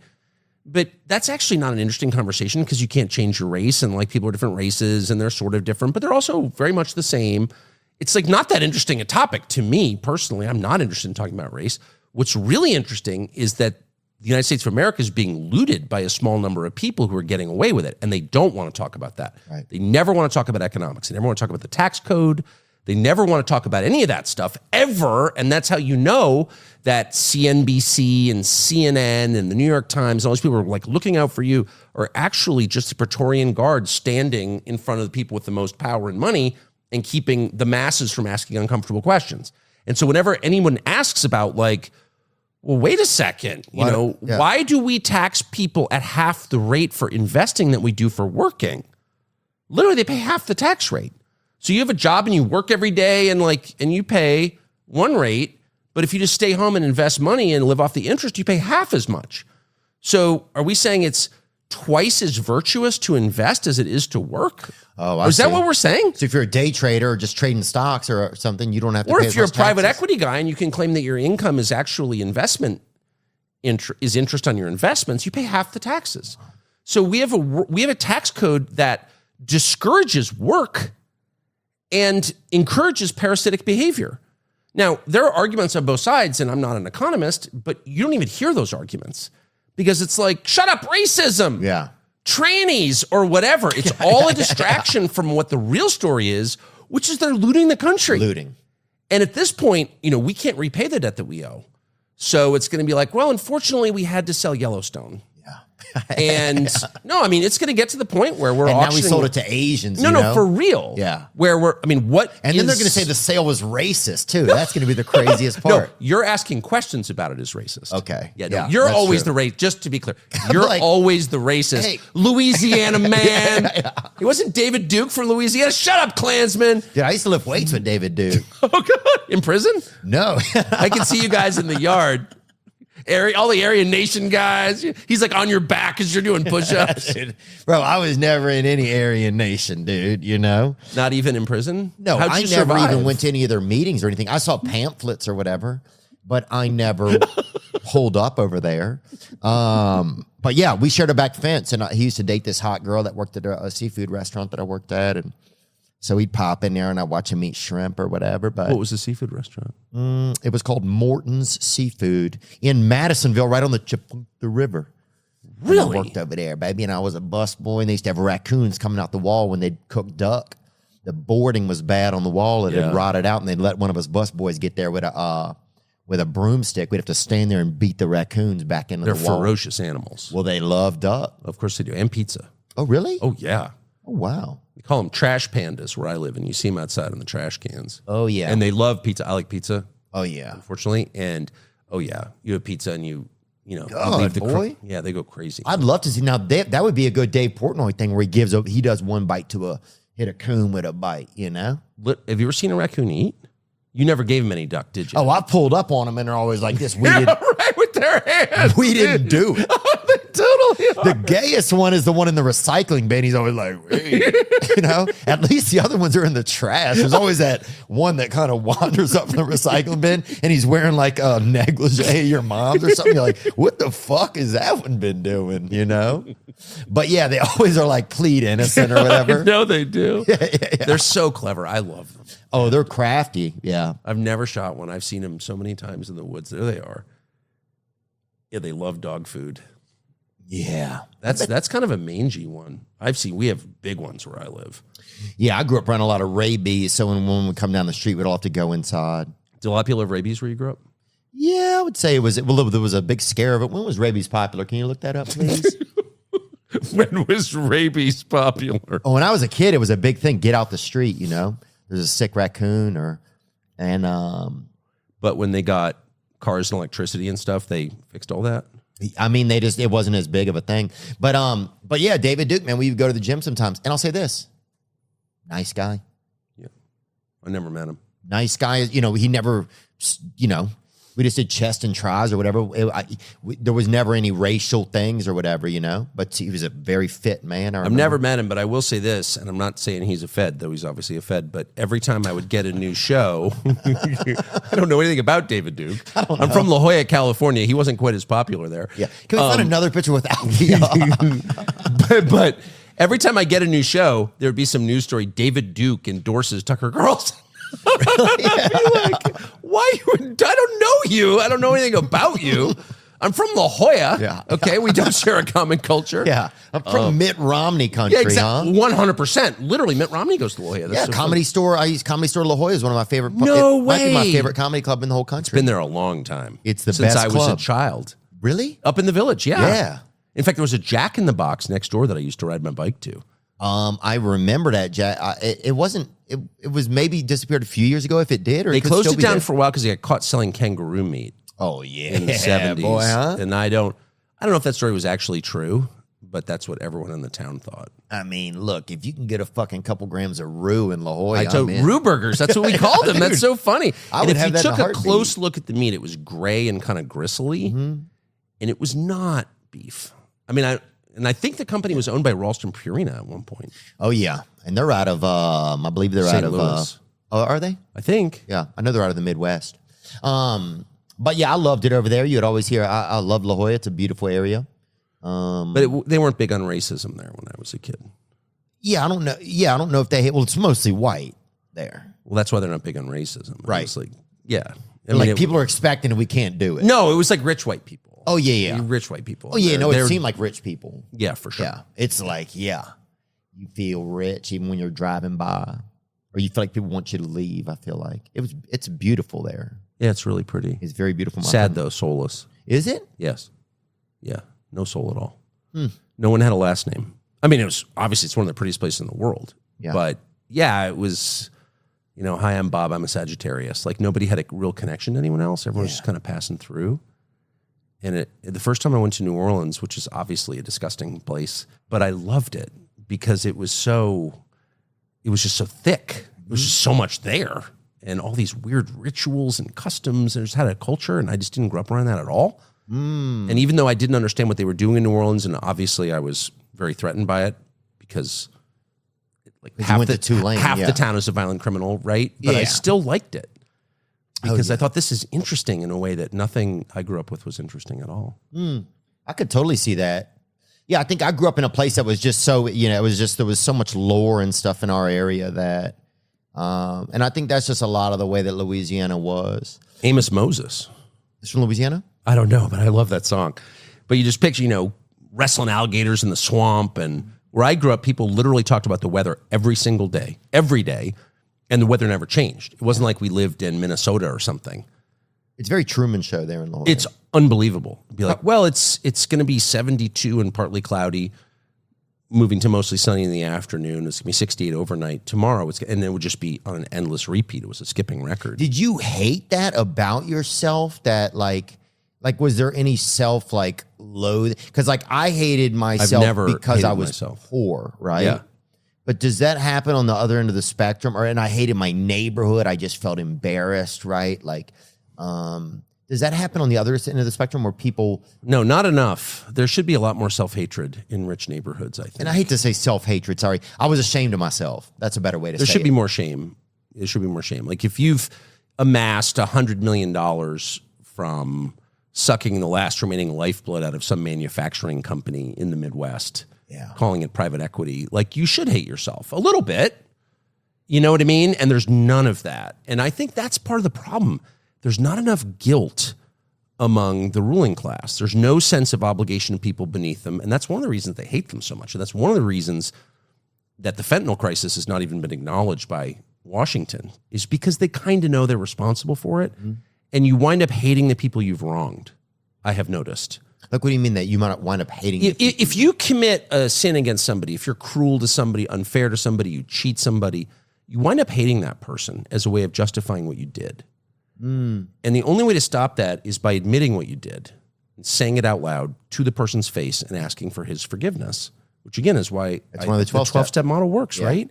But if you don't do that, you wind up blaming the person for the crime that you committed against him. And that's one of the reasons that people who don't get sober are so angry at the world. They're pissed at their parents. You meet these people, their parents sent them to rehab 6 times, and they're pissed at their parents. Yeah. Why are you mad at your parents? They did everything they could. And the reason the junkie's mad at his parents is because he knows that he's actually the guilty party and he's committed massive crimes against them, but he can't admit it, so he blames them. And that is true at a macro level as well. And if your ruling class of all the richest people have gotten rich by dicking over the people beneath them, running these fascist companies that spy on their employees' phone calls and like track them as they come in and out of the building and require them to work on Sundays with no overtime and just really inhumane sweatshop type practices, creepy Stasi stuff, those people end up having great contempt for their own employees. Do you know what I mean? Yeah, well, I think it's one of the spaces we're getting to right now in the country is people, if you're an owner of something, if you are well, you know what's interesting is when you say that, I recently met a guy who was a Democrat, right? He's like a devout Democrat, right? Yep. And he said to me, this was interesting, I'd never heard this. He said, I vote for Democrats because I want there to be programs in place to keep the people that are struggling. I want to keep them, I want to satiate them just enough so they don't rebel. They don't have power. Right. And I'd never heard that. He said that out loud? Yeah, he said that to me. And I was like, I never heard here's that your before. weed, here's your porn, just Right. don't make a mess. Right, just don't make a mess so that the rest of us who aren't as unfortunate as you can still operate like we operate. Okay, so It blew my mind. I just never heard that perspective. Was this on camera that the person No, said this was just in a human conversation as 2 humans eating. well, an inhuman conversation, really? Yeah, inhuman, yeah. Like, what? Yeah, I had a salad. I don't know what he had. We were having lunch. The blood of children, probably, I would think. I think he was, Sounds yeah. that way. He had an O negative, yeah, junior. Yeah.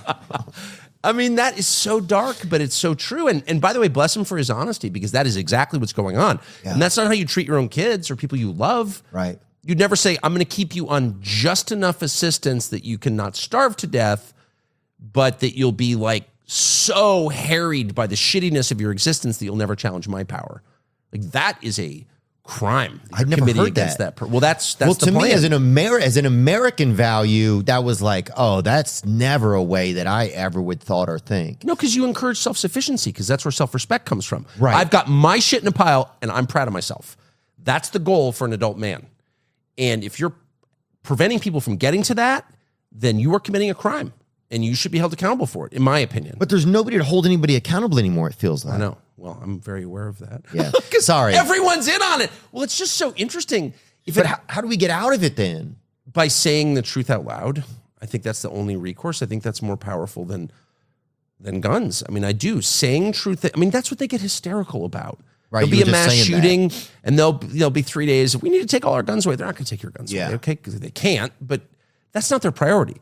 But when somebody says something that's true, I mean, they will disappear a person for that. Like, you'll never hear from them again. And there's a reason. Yeah. And the reason is nothing is a greater threat to the people running things than true words. And that's you mean why like they're about Kanye, you mean? I'm not talking about, well, Kanye was disappeared. Yeah. I mean, and my view of Kanye would be, if you show up on Alex Jones in a hockey mask saying you love Hitler, you're probably not really a threat to anybody, actually. Yeah. I mean, are there really a lot of people who are going to watch Kanye being like, I love Hitler, and be like, wow, I love Hitler too? Yeah. Yeah. No.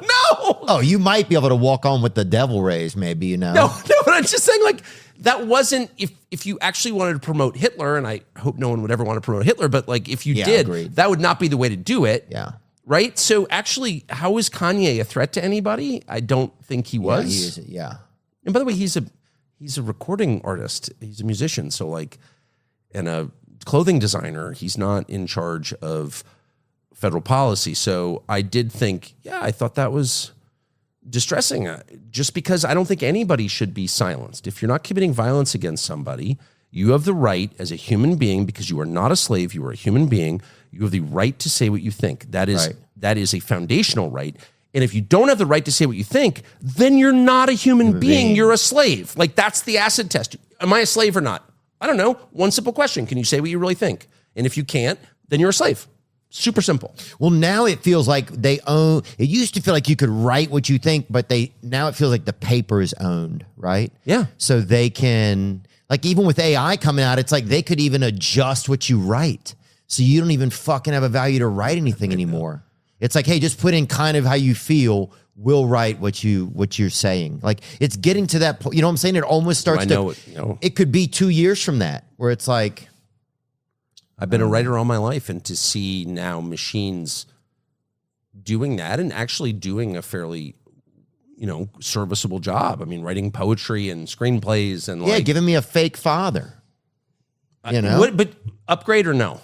A little younger than my dad, but I don't know. That guy seemed a little bit devious. My father seemed a little happier than him.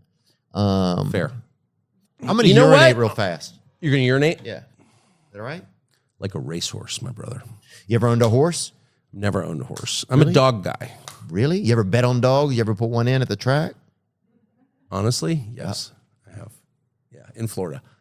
And in fact, in Florida in the 80s. Now and that dog track has now been closed. And I love dogs, and I've always loved dogs. Yeah. And it's the one in Miami that's near the airport, and it was the most depressing, inhumane, like you just wanted to send money to PETA, spending 20 minutes there. But I did go there. Yes, I had been drinking and probably other things, and I did bet on the Greyhounds, and I feel bad about it. Yeah. I do. You ever ridden on Greyhound? I've always been a sizable man. And they buck me off every time I try. Really? Yeah, wheel around and bite me. Yeah, they don't. It's hard to saddle a Greyhound. No, I mean the bus service. Oh, sorry. I thought you meant the dogs. Oh, no. Oh, I spent a lot of time on. Actually, true story. Yeah. I had a girlfriend in high school, but we went to different colleges. And she went to Vanderbilt University in Nashville, Tennessee. And I lived in New England, which is a small, colder region. Shout out Will Shepard over there. Go on. And I took the bus. I took a Greyhound bus from Washington, D.C., where my parents lived, to Nashville, which is like 12 hours. Yeah. And then I took one back. And so this bus was going on to New York City, and for some reason it was 100% Puerto Rican and me. And I was at the back of the bus, and it left at like midnight. Yeah. And I was drinking and smoking on the bus. That's how long ago it was. This was 1987. I'll never forget it. And I fall asleep because I'm so loaded. I'm taking a leak in the empty cans, just doing what you do on a Greyhound bus. Living life, dude. And all of a sudden, I feel this wet, grainy thing on my face.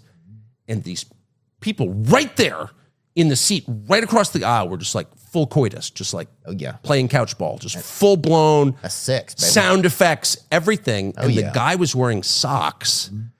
And one of the socks hit my face, and it was just moist, and it had a lot of gravel from the ground on it. And I remember thinking, I can't wait to get off this bus. It was dark. It was nothing erotic about it at all. Oh, yeah. Right? I mean, I don't know. It depends on what you're, how you are at the time, I think. But well, I was drunk and in a dead sleep, and they're rolling around, and she's making these animal noises. Like, they were not at all inhibited, which was kind of impressive in a way. That's but nice, I felt it was very much an intrusion into my space. Wow. Yeah, that's fair. Like, hey, is there any zoning over here? You're right. What? Yeah. Who does? Yeah. Do we have a town planner? That's a true story. Yeah. Oh, that's good. Oh, Greyhound's unbelievable, dude. I remember one time a guy's on there, right, sitting by me. He goes, hey, there was a brother on there, and he goes, hey, you want to see something? And I thought it was going to be his wiener, right? Because I've been on the bus before. But you said yes. Well, it was a 2-hour ride. I was like, I'll fucking see it now. I'm not going to pretend. So you thought he cut a hole in the bottom of the bag. Yeah, I thought something. I get it. Some wiener trick, Been there, totally. The old Greyhound wiener trick. Yeah. And I was like, yeah, I'll see it, And he had a bag of jewelry and a gun, and he just robbed a jewelry store. Wow. And he had a bag of jewelry and a gun. No, I didn't buy any, but he wanted me to sit there and look at it, and I put on a couple of the necklaces or whatever. And did you act impressed? Oh, yeah, because I was scared. And they always give the guy, once you get out of jail, they give you a ticket on the fucking Greyhound. But imagine you rob a jewelry store and your getaway vehicle is a Greyhound bus. Unbelievable. You are retarded if you're doing that. You're like, we got to get out of here in 7 hours. I bought the ticket. Yeah. It's Pretty cool. Dude, it was I mean, I loved riding Greyhound. I used to work on a farm up in Mississippi, and so I would take a Greyhound bus up there, and I would ride it up there, and there was always people on there. What's the bathroom like on a ghosts Mississippi on there? Greyhound It was bus? always closed. They said, I was on one where part of it was on fire. I was on one where a guy stopped to fucking meet his ex or something for like 20 minutes, and we all had to chill at an IHOP. No way. 100%. Dude, go to Greyhound Bus Twitter feed, Greyhound Bus Help, and look at their replies on there. Bro, welcome to America, I bro. love that. So it's just like every Waffle House they stop at. Oh, it's just like, the bus supposed to leave at 4:30. It's 9:70. Somebody be like, it's 9:70. Well, you have a bad watch. But like, it's 9:70. 2 people are pregnant. It's just the list goes on, man. Chances I'd like the people on those buses 100%. Yeah, everything on here is unbelievable. But seriously, all drivers allowed my bag to be stolen this trip. Where's customer service? Yeah, go back one. They got a video. Let me see that video on there. This is what I do at night. I go to Greyhound Bus Help Twitter feed, and they'll show stuff. Yeah, little 8 balls between the seats or different things. There's somebody found a gram down there between the seats. Did you ever do that? I never found any drugs on there. Oh, that might be somebody touching themselves. Don't let that video finish, please. But I spent a lot of time on this, man. It's insane. Greyhound Bus Hell, it's called? Greyhound Bus Help. But yeah, they could change it. It would still work. I'm going to urinate real fast. All right. So, sorry I had to urinate, and that's why. That's right. I heard it. Yeah. Well, and it's okay. Strong stream. The saddest part was being little and just not being able to pee in there. And I grew up around, we had a lot of dudes, and they would hold a lot of brothers back 3 or 4 years. So you'd have a big brother in there, and he'd pee with his dude, Mr. Larry, right? Mr. Larry? Yeah, he was like, they'd held him back like 7 times, right? So at that point, you got to respect him, 100%. And he would urinate over your back, and it just right into the urinal, dude. You'd be standing there peeing, right? You're like this scared kid. Remember how scary it was the first time you had to go into the urinals as a kid? No. Oh, well, I grew up in a less threatening environment. Oh, you did? Because there was no one doing piss rainbows over my shoulder. Yeah, bro. No. That wasn't a thing in He was La Jolla. the fucking Gary Payton of piss, homie. He would fucking shoot from deep. And so you'd literally be peeing. Imagine this, and you can't pee. You're scared. And then a fucking pee comes just from above and goes perfectly in. That's so impressive. You just feel demoralized, though. No, but I mean, the pounds per square inch, just the velocity. You know what I mean? You'd think you'd almost need CO2 to get that much power. Yeah, it was impressive, man. It's crazy what some men can do, or young men or adolescents. Yeah, there's not a lot of dribbling at that age. Yeah. Oh, there wasn't any dribbling, dude. No dribbling. It's like, it was just and then shooting. at the end, it's like, bam, off. Yeah. It's like the Bellagio fountains. Like when it's done, it's done. I do respect that. What is news like around the world? That's something I don't understand. So different, it's crazy. You don't realize that we live in this bizarre biosphere where you have no idea what's going on in the rest of the world. You have no idea how you're perceived, the United States is perceived, and you have no idea really your place in the global order because we're cut off from the rest of the world, and we have these 2 extremely lame, irrelevant countries bordering us, but that's it. Mexico and Canada. No offense, I like them both, but like nobody cares. But there are big, important countries around the world, and they're very focused on the United States, and they have all these views about what we're doing, and those views are never expressed here.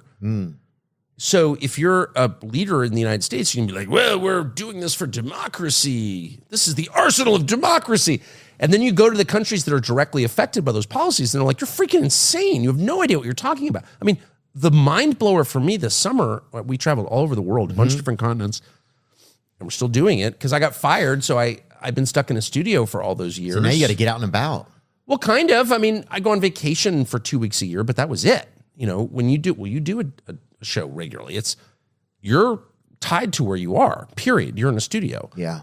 So all of a sudden I'm like, wow, I'm kind of free, emancipated. Yeah, for a few months, and it was the summertime, and anyway, so we went. But the shock for me was, and this is not a partisan point at all, at all. And what does partisan mean? It Just means so like everybody carrying knows. water for a party. Like this is what Republicans think, or this is what Democrats think. So nonpartisan means not choosing. This is just what I think is true. And like, it doesn't matter what either party says. Okay. What does nonpartisan mean? It just means not partisan. You're not connected to a party. You're not helping either party. Okay. But what I mean is both parties, Republican and Democrat, were saying for a year and a half, Ukraine is winning this war against Russia. Yeah, I remember hearing that. Oh, yeah, I mean, and I still think people believe that. So whatever do. you think of the war, Russia-Ukraine, I mean, I'm not that interested, honestly, because I'm not Russian or Ukrainian, is the truth. But lots of Americans seem to be interested, and they have their little Ukrainian flags, and they're, learning to pronounce Kiev as Kyiv, and they're doing all the steps that you need to do, repeating all the dumb slogans. Slava Ukraine. Yeah, they don't, whatever. Everybody Americans have this knows, thing where they have no idea where something is, but they're like, all of a sudden, you see it now with the Middle East. Well, I'm an expert, It's like the Nakba. What? Yeah. Stop. But anyway, the article of faith for most Americans was that Ukraine is winning this war. So, I mean, how do I know? You know what I mean? I'm stuck in a studio. So I go over to the region, to two different countries that border Ukraine. Oh, you popped over there to Ukraine? No, I didn't go to Ukraine. No, I don't think I'd do well in Ukraine. No, Really? Well, the government of Ukraine has like attacked me by name a lot. So I felt like that was unwise. Who's their master over there, their leader? Well, the president is a guy called Vladimir Zelensky. Oh, right. That's right. He's a fucking comedian. Yeah, a very unfunny one. Yeah, do we have any videos of him doing stand-up comedy? He's got one where he's playing the piano with his dick. I don't know if you can find that. Oh, really? Yeah, but yeah, and actually fairly well. Was it at a Sig Ep house? Where was that? It was in Ukraine somewhere. Oh, no way. I think it's a pretty common thing. There. Oh, there he is playing piano with his penis. Yes. Is he really? Oh, yes. Oh, anybody can be president now. Well, I don't know. Can you play the piano with your penis? Huh? Oh, no. A little bit of Beethoven. That's Yep. kind of hacky, but it's cute, though. That was good. Thank you. I like that. Well, I said that just because I knew you might like it. I love that. I wish I'd said that. But anyway, so whatever. I hadn't. I don't care about these guys in any way. But Right. I go over there and I start talking to very knowledgeable people, like the people who run these countries. And they're like, what? No. Russia has 100 million more people than Ukraine. 100 million. Wow.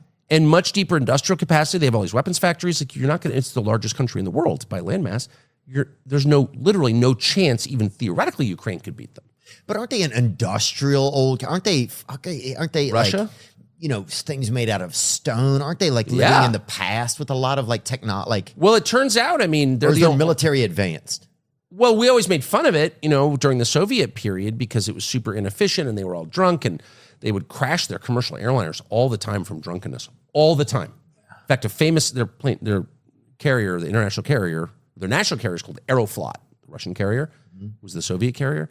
And in a very, very famous crash, the pilot had his son in the cockpit with passengers on the plane. And the cockpit voice recorder proved this. And the son just takes the yoke and just pushes it down and flies the plane right into the ground. Oh. So, like, people made fun correctly of Soviet technology.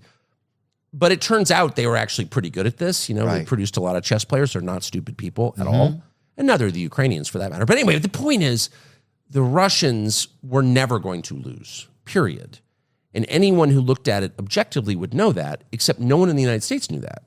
So that kind of freaked me out. I'm like, we have a big country, smart country, the most advanced country in the world, supposedly, and nobody even knows a basic fact. Who's really winning? Like, Russia has 100 million more people. Of course, they're not going to lose to Ukraine. Like, that's insane.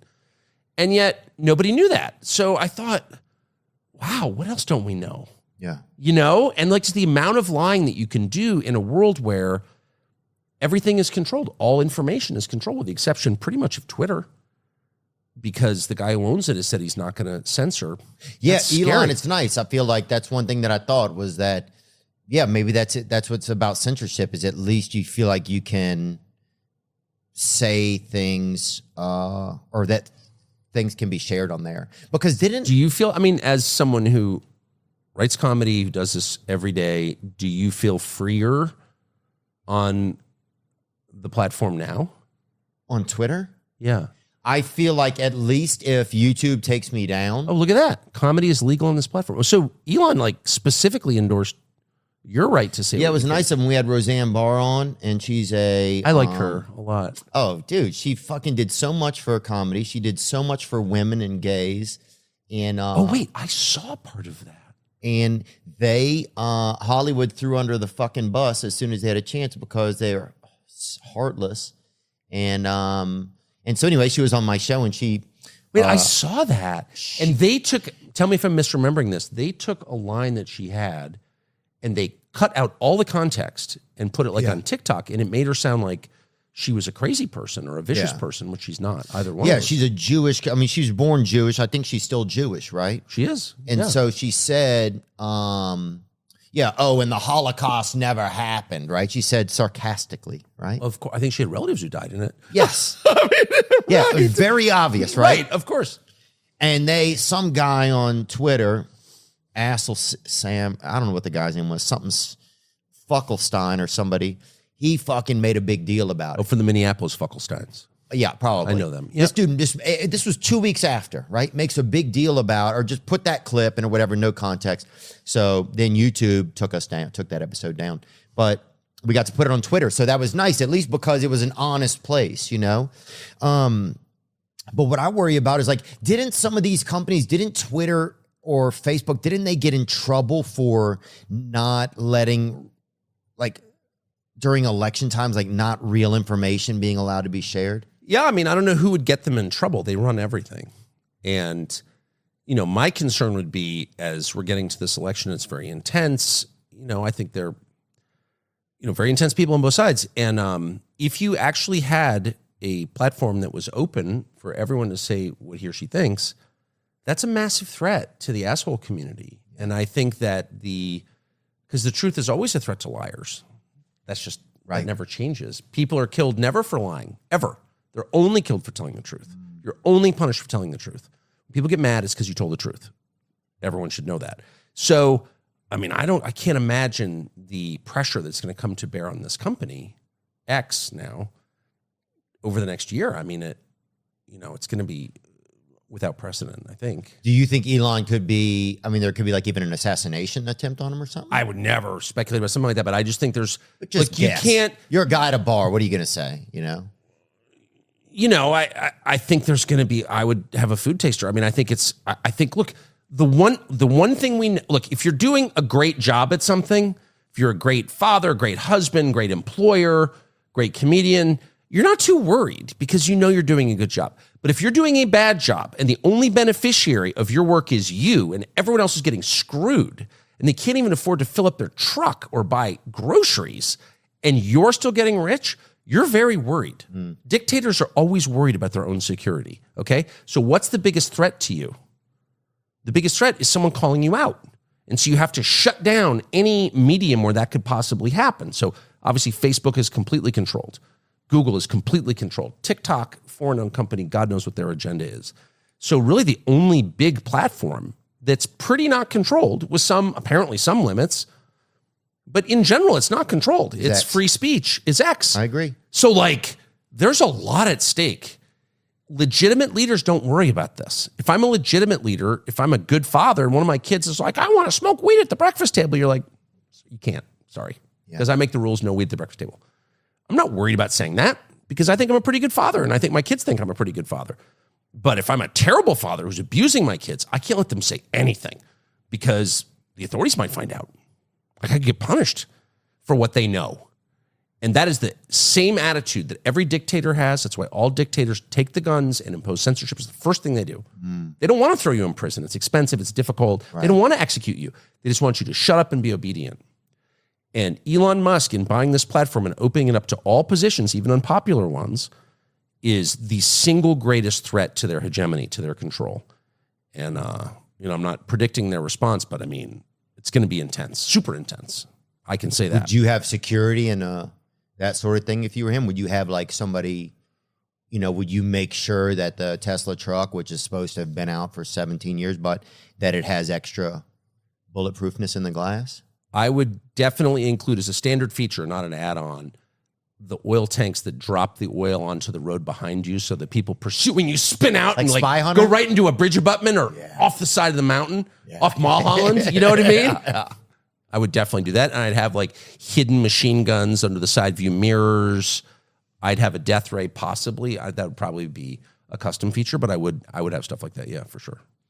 Do you think we get fair news about like even the war like in Israel and Hamas? Like, do you think we get fair information about that? Like Joe Rogan had a lady on recently and she was saying that like the perception of what happens over there isn't the information that we get, you know? Did you see that? Think of it this way. What's at stake?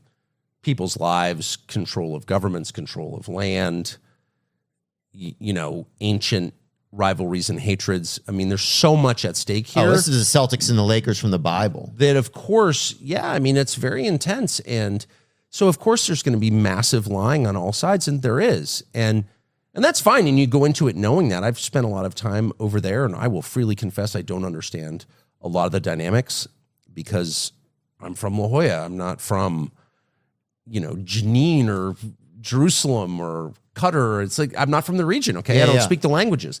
But I know enough to know that there's massive lying, and I think it's good to know that. The only thing that enrages me is when you hear people say, you know, you must believe me. I have no obligation to believe anybody. You have an obligation, if you want me to believe you, to prove what you're saying. Right. And I have a right to ask simple, fair questions. How do you know that? How can I trust that? And if you don't give me those answers, then I just don't believe you. And I don't have to believe you. And if your recourse is, you're a bad person for not believing me, fuck you. That's my response. Fuck you. And especially in this case where my money and potentially my children's lives, well, that was a cocaine thing you just did. Yeah, one of these things got blown out of my nose. Every now and then I got to make sure it works. You got to open it up. Yeah. Passages, I agree with that. Respect. Just widen them out. There's no shame. God, and it feel good, doesn't it? God, dude. If I can feel it dripping down the back of my throat right now. Anyway, sorry to use profanity on your show, but it... Somebody put on some Kesha, you know? Let's fucking rock. Is that what you listened to? I don't know what happened, dude. No, be honest. What were you listening to when you were think alone? it was probably, some Kesha, some Traveling Wilburys. Traveling Wilburys. Maybe a little bit of... That's the soundtrack of your private cocaine use, the Traveling Wilburys? I got a unique list, you know? A little, maybe some Morgan Wallen, different, eclectic mix, I think. James Blake, maybe. What about Dust in a Baggie by Billy Strings? I've never heard that. I love Billy Strings, but I haven't heard Dust in a Baggie. Oh, it's a great tune. And it's about Dust in a Baggie. I thought it was an Irish guy, Dust in a Baggie. That's you good. met him. That's good. Dustin. Hey, Dustin, Mom's pissed. Dun, dun, dun. Sorry, I'm just Have you ever been to Boston? I've been to Pittsburgh, though. Dave Chappelle was just in Boston, man. You saw what they did to him over there? It's unbelievable. Yeah. Do you think that's fair that they should? Because, well, it's not fair, but it's like, I don't know. If you go to listen to Dave Chappelle these days, you know he's going to talk more about a lot of stuff. You know, Dave Chappelle criticizes Israel, spars with crowd at Boston's show. Oh, he criticized Israel. So I didn't know that's exactly what he did. I mean, look, I wasn't there. I only know what I read. I wasn't there either. But That's a I tough think part. he made one point, which I think is entirely, I don't know if I agree. I don't agree with Dave Chappelle and everything, of course. But the one point that I read that I did agree with was the United States is implicated in this, and so we have a right to have an opinion on it. And that is obviously true. And anyone who tells you don't have a right to have an opinion or you must have one specific opinion is wrong. And I think it's fair to say that. Yeah.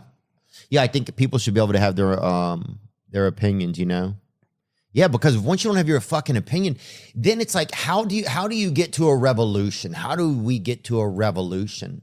Because at what point do people just say, well, if you don't want my life to mean anything to me based on how you've set up the environment, at what point do you go from there to then I am not going to play this game? Or how does a revolution start? They're very worried about it. That's why they're putting people in prison. And I think they should be worried about it. They are worried. I'd love to fucking be on a horseback, dude. Well, you know how you get to revolution is by not listening to people and not serving their interests and telling them to shut up again and again, calling them names. You know, something you've got a legitimate question, like, why should I support a war with Iran? Shut up! You know, calling me what? You know, I have 4 children of draft age. Like, why is that not a fair question for me? Shut up! And you do that enough, and I have recourse because I have a platform. But most people don't.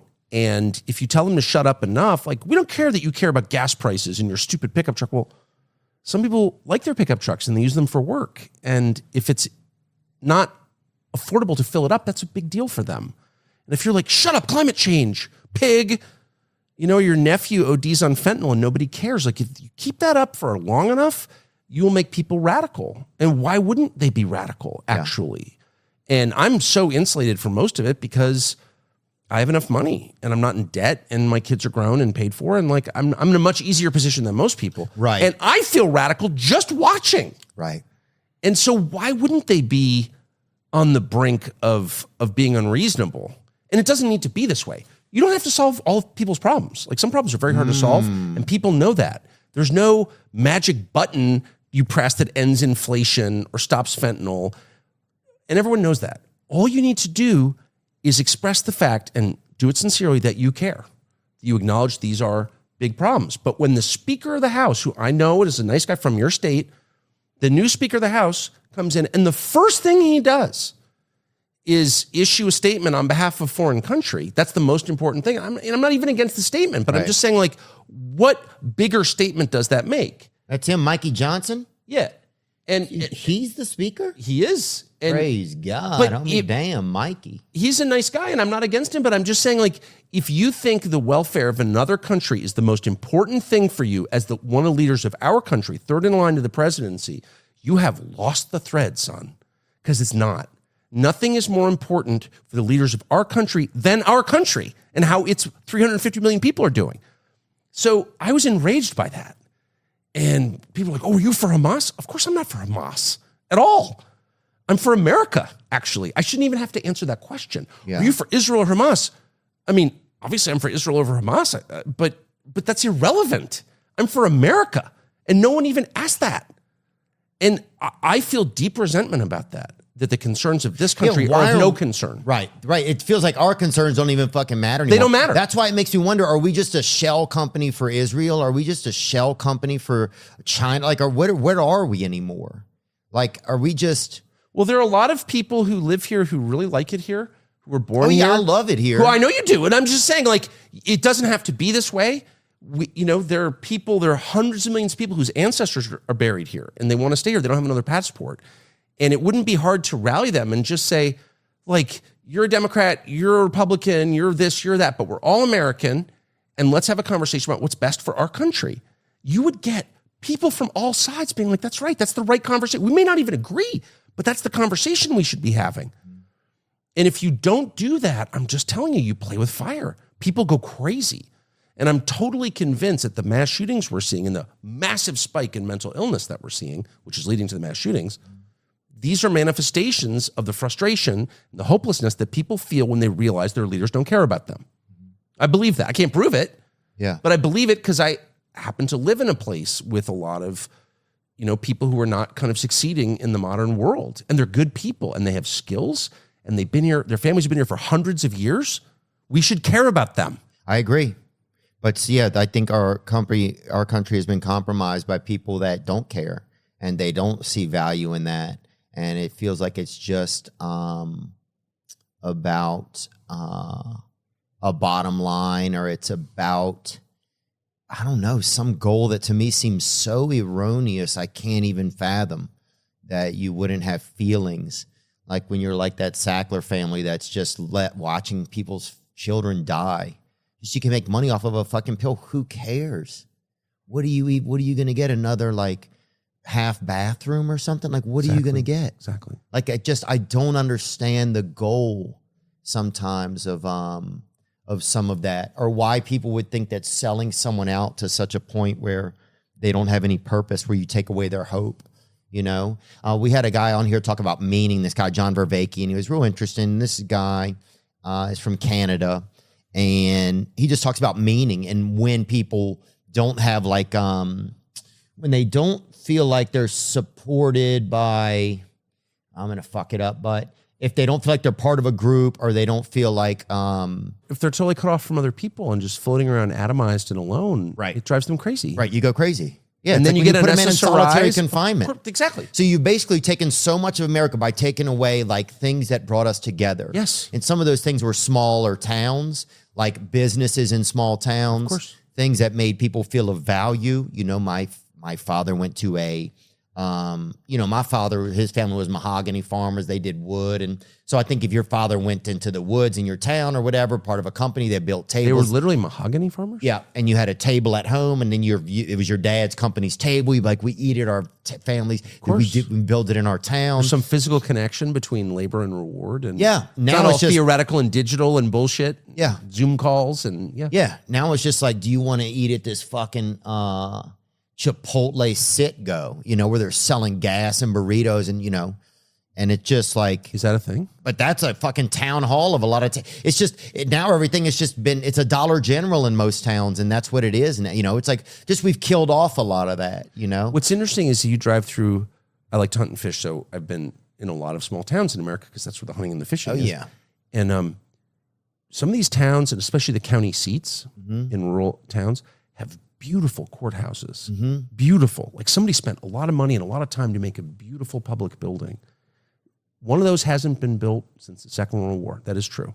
Probably since the 30s, since the Depression. Wow. Your state especially.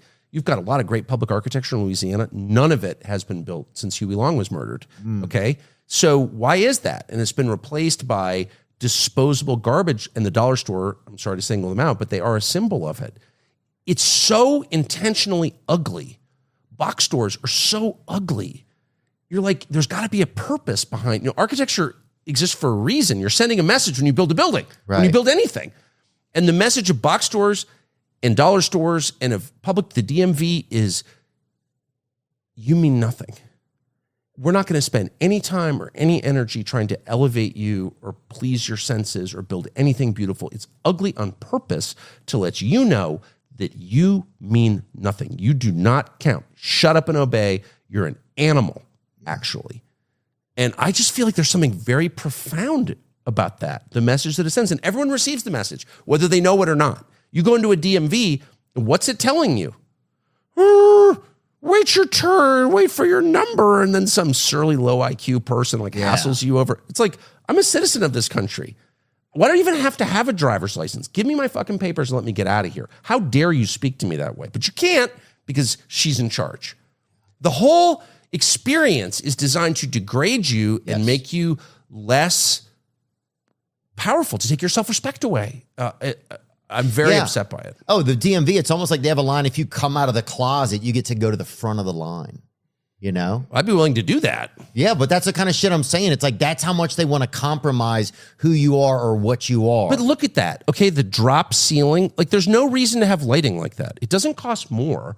Maybe to put some lamps or sconces or something. There's nothing more oppressive than a drop ceiling with fluorescent lighting. And there's no reason to have that. And everything is made out of vinyl and metal. There's not one natural material in there. Why not have wooden benches? What would that cost extra? Train stations used to have them, but they don't. Because the message there is all this shit's disposable. It'll be in a landfill in 5 years, and so will you. Everything about that is degrading to the citizen, and it's not an accident. We've been doing that since the day we dropped the atomic bomb on Hiroshima. That is true. Since the end of the Second War. I mean, I have a lot of theories about it. I have no evidence to back up any of my theories, so I should just say that. I think that dropping the atomic bomb on Japan convinced the U.S. government and the Western leaders more broadly that they were God. They had the power to destroy whole cities. Nuclear power, when weaponized, is the most powerful tool man's ever made. And it gave people the impression that they were God, and they lost all humility and all love for their fellow citizens. They lost love for their fellow citizens. That's what our architecture, post-war architecture, conveys. I don't love you. I don't care about you. The British colonized whole countries. India, for example. They didn't love they loved the Indians, but they thought the Indians were lesser than them. They did. They were racist in our current understanding of that word. But they built train stations in, say, Calcutta or Bombay that would blow your freaking mind. There's nothing as beautiful in the United States as the train stations they built in the subcontinent, in India. Oh, yeah. Stunning places. Right. Stunning. So, what does that tell you? And these were colonial train stations built for Indian subjects. Right. Look at that. But they still had a lot of pride in what they built. They did, but people, here, do the one in Mumbai. The Mumbai train station is like the most unbelievable. I met a Pakistani the other day. Well, that was part of India up until 1947. Yeah. They have their own autonomy now. They do. They have nuclear weapons, actually. Yeah. Oh, look at that. Look at that right there. Wow. Look at that.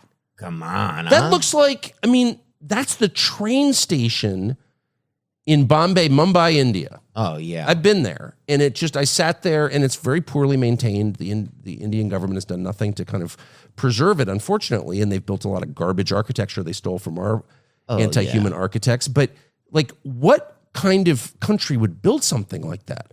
A country that cared about pleasing people. Right. You look at that pleases you. You want to keep staring at it because it's beautiful. We've created nothing of beauty in the United States in 80 years. Like, what the hell?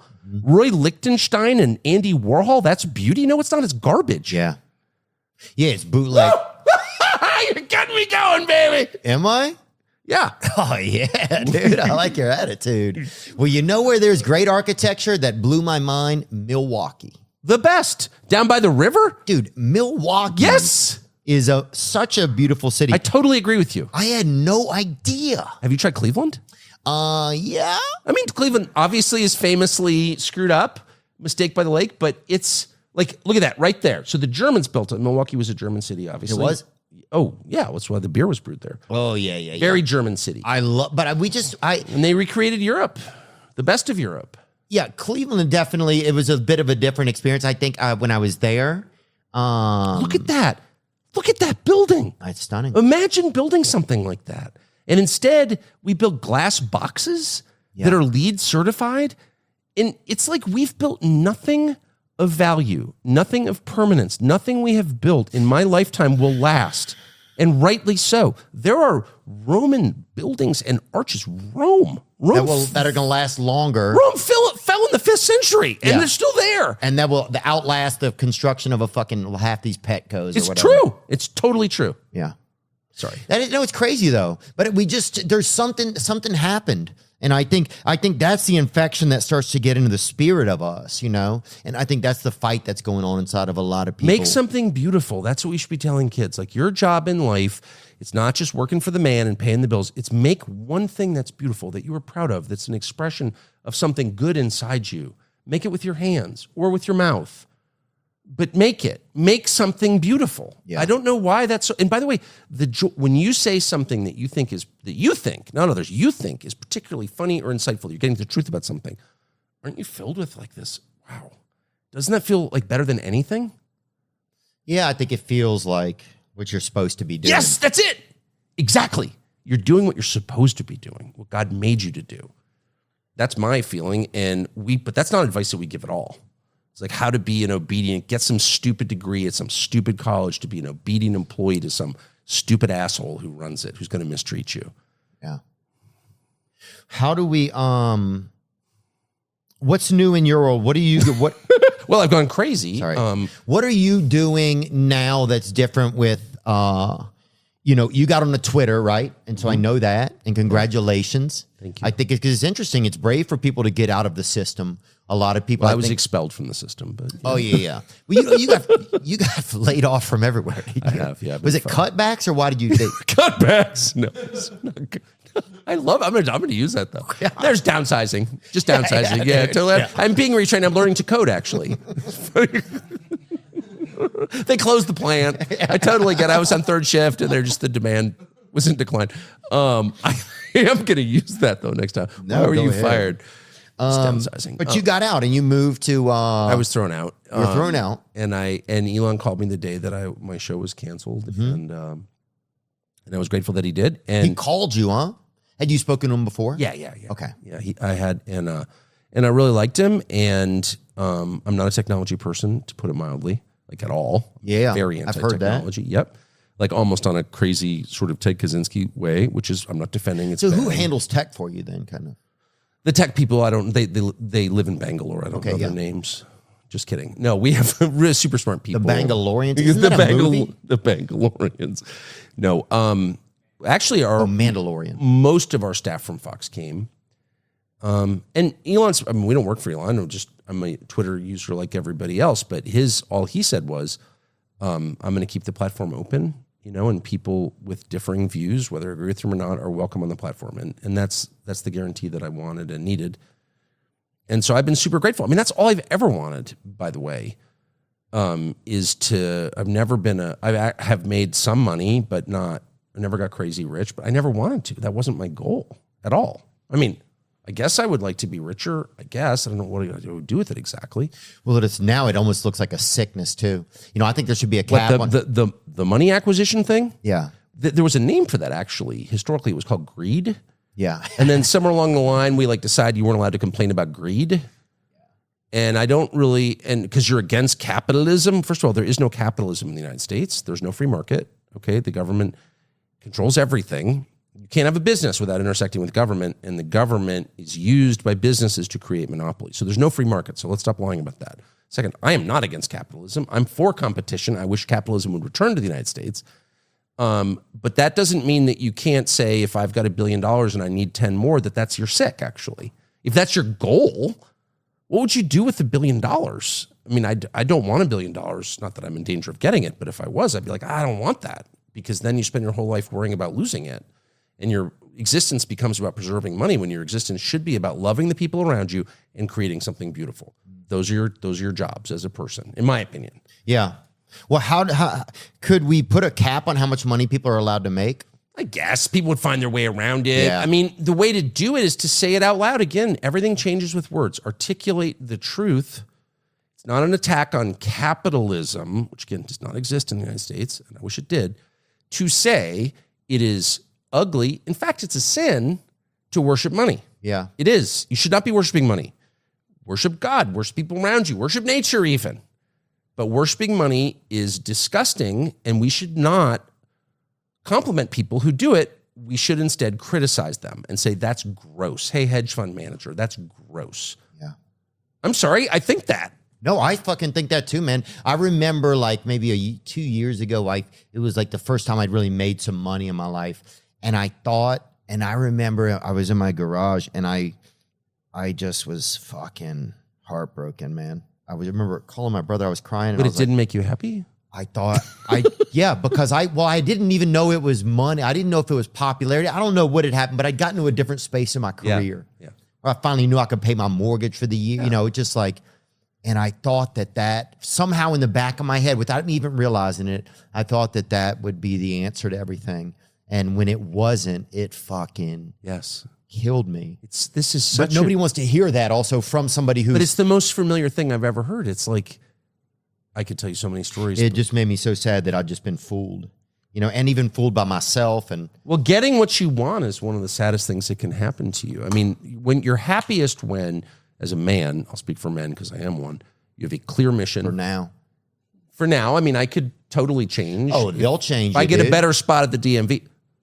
Tucker? It does change you. There's something going on dude, in the water, baby. And that's why if I could take a break to just promote my non-sponsors in, and these are 3s, and I normally use 6s, but I appreciate the gesture, but I do think nicotine does keep your testosterone levels up. Really? I do one of those suppositories. I'm not doing a big one or anything, I mean, maybe during the holidays I would. It's not like an expander. It's just a regular suppository. Okay, yeah, I would do something small, Yeah. Just pop a bead in or something, if I'm going to be at the ballpark. I do probably just something, half a gram or whatever, milligrams. I don't know what it comes in. 3 milligrams. Yeah, dude. But getting what you want, succeeding, that's when men fall apart. Totally. Yeah. But then also I think that there were more opportunities for success in the past, and there was more opportunities to feel value in the past. Like I remember when I was a kid, we used to get our name in the paper and it made you feel so good, like your local baseball score, right? And even if you lost, they fucking put your last name. I get it. 0 for 4, right? Cried, even though put cried in parentheses, and you're like, fuck yeah, dude. At least I'm on the stat sheet. They caught you crying? Yeah. I mean, I had an appendectomy, right? And the guy who I think was closeted or whatever was was like an assistant coach or whatever. And he was screaming at me to get to third base. And literally my appendix had burst. So Can you show me on the doll where this happened? Yeah. Dude, I remember we had a dude bus. There's something here. I can feel it. Oh, bro, this guy's screaming at me to get to third base. My appendix burst. I'm laying in the fucking dirt, right? And that's a sign of our fucking country nowadays. They're like, get to fucking third base. You're like, I have sepsis. And nobody fucking cares, man. But they still put you in the stat sheet, 0 for 4. Yeah, I think, we had a dude who was touching players, and they just called him, and they're like, look, you can't keep coaching if you're going to touch players. That was the touching era. him like in an affirming way? I think just extra affirming. Like You know? too affirming. Like overhand, you're affirming, but once you turn the hand this way, yeah.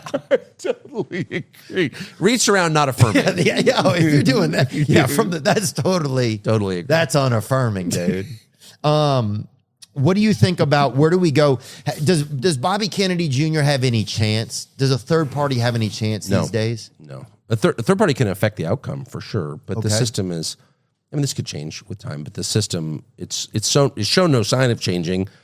I could bore you for hours, but Ross Perot ran in 92 and then 96. Yeah, I remember that. And he got Clinton elected in 92. Fear the ears. That was the campaign. Yeah, I think. Fear the ears. I never heard that. I just made it up. That was good. Thanks. But he actually was kind of impressive. He was a real smart guy. Huh? He was, and he said a lot of things that turned out to be true. But of course, he was attacked as some kind of crazy person, but including by me, I should say. Damn, really? Yeah, I was used as a tool. Do you even notice you're a tool when you're a tool like that No. Wow. I was 20. I was in my early 20s, and I was writing. I was covering. First of all, people in their early 20s should not be covering anything other than like kids with appendectomies in baseball, like that. Right? Shouldn't be covering national politics in your 20s. Like, what do you know? Yeah, you don't know shit. Yeah. So you shouldn't be rendering Funnel judgment cake on other people. contests and stuff like that. 100%, 100%.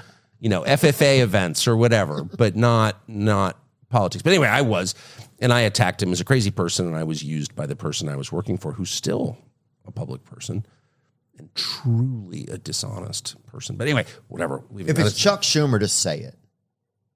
More dishonest than Chuck Schumer. Wow. Yeah. But anyway, I can't even get into it. But the point is, he got 23% or whatever. I think it was 23 that year in 90. Ross Perot did. Oh, yeah. Wow. Oh, dude. Because he was running basically on sort of a pre-Trump, more restrained, more academic, less Trump. But the idea was the same. Like, manufacturing is dying and it's going to wreck the country. We need to make things. Stuff like that. Bush, Perot, and Dukakis? No, who was that? No, Dukakis was 88. It was Bush, Perot, and Bill Clinton. Wow.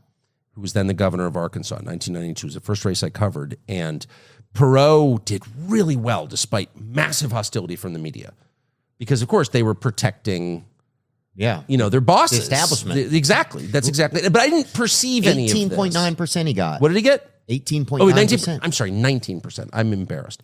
Did he affect the outcome of that race? Oh, well, he won it for Clinton. I mean, Clinton won it, as you see on the page, at 43%. Absolutely. If Perot didn't win, do you think that Bush wins that? Of course, yeah. Oh, absolutely. He took from Bush, yeah. Who is Kennedy taken from?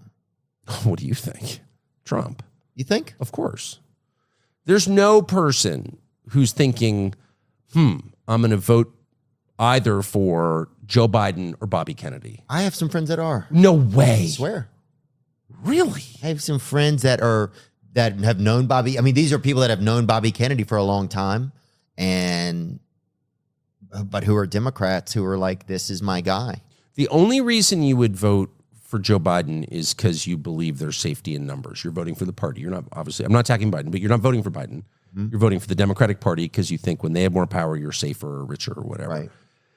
That's the only reason. And Bobby Kennedy, man, I mean, I've never seen anybody get right to the core issues affecting the country the way he has. And I don't agree with him on everything, but I mean, he names names. I mean, in a big way. Yeah, that's why I love him. I just think he can he doesn't know, I don't feel like he's in anybody's pocket. Do you feel like low key there's some party that's like planted him in there? People say that, but that's crazy shit, I think. I mean, I feel like I know Bobby very well, and I am totally convinced, just on a human level, that he is an honest person. Me too. And I don't think that he would do that. And I just have to ask. Are there people in his orbit who would do that?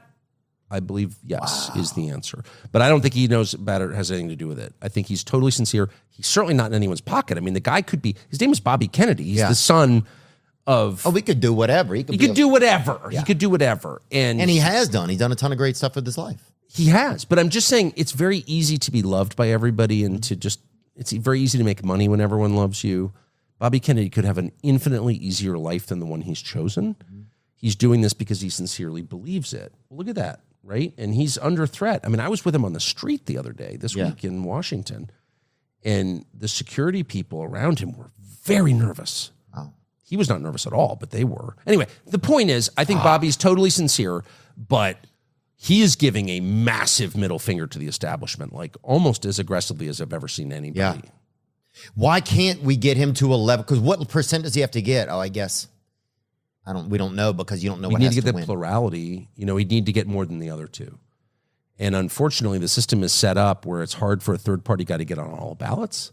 I mean, they've rigged the system against a third-party challenge because they don't want that. Who has rigged the system? Both of the parties? Both of the parties, yeah, of course. Of course. They don't, I mean, once you have power, what's your number one goal? It's preserving it and preventing people from challenging you, you know, of course. When there's a revolution, what city should we meet up in?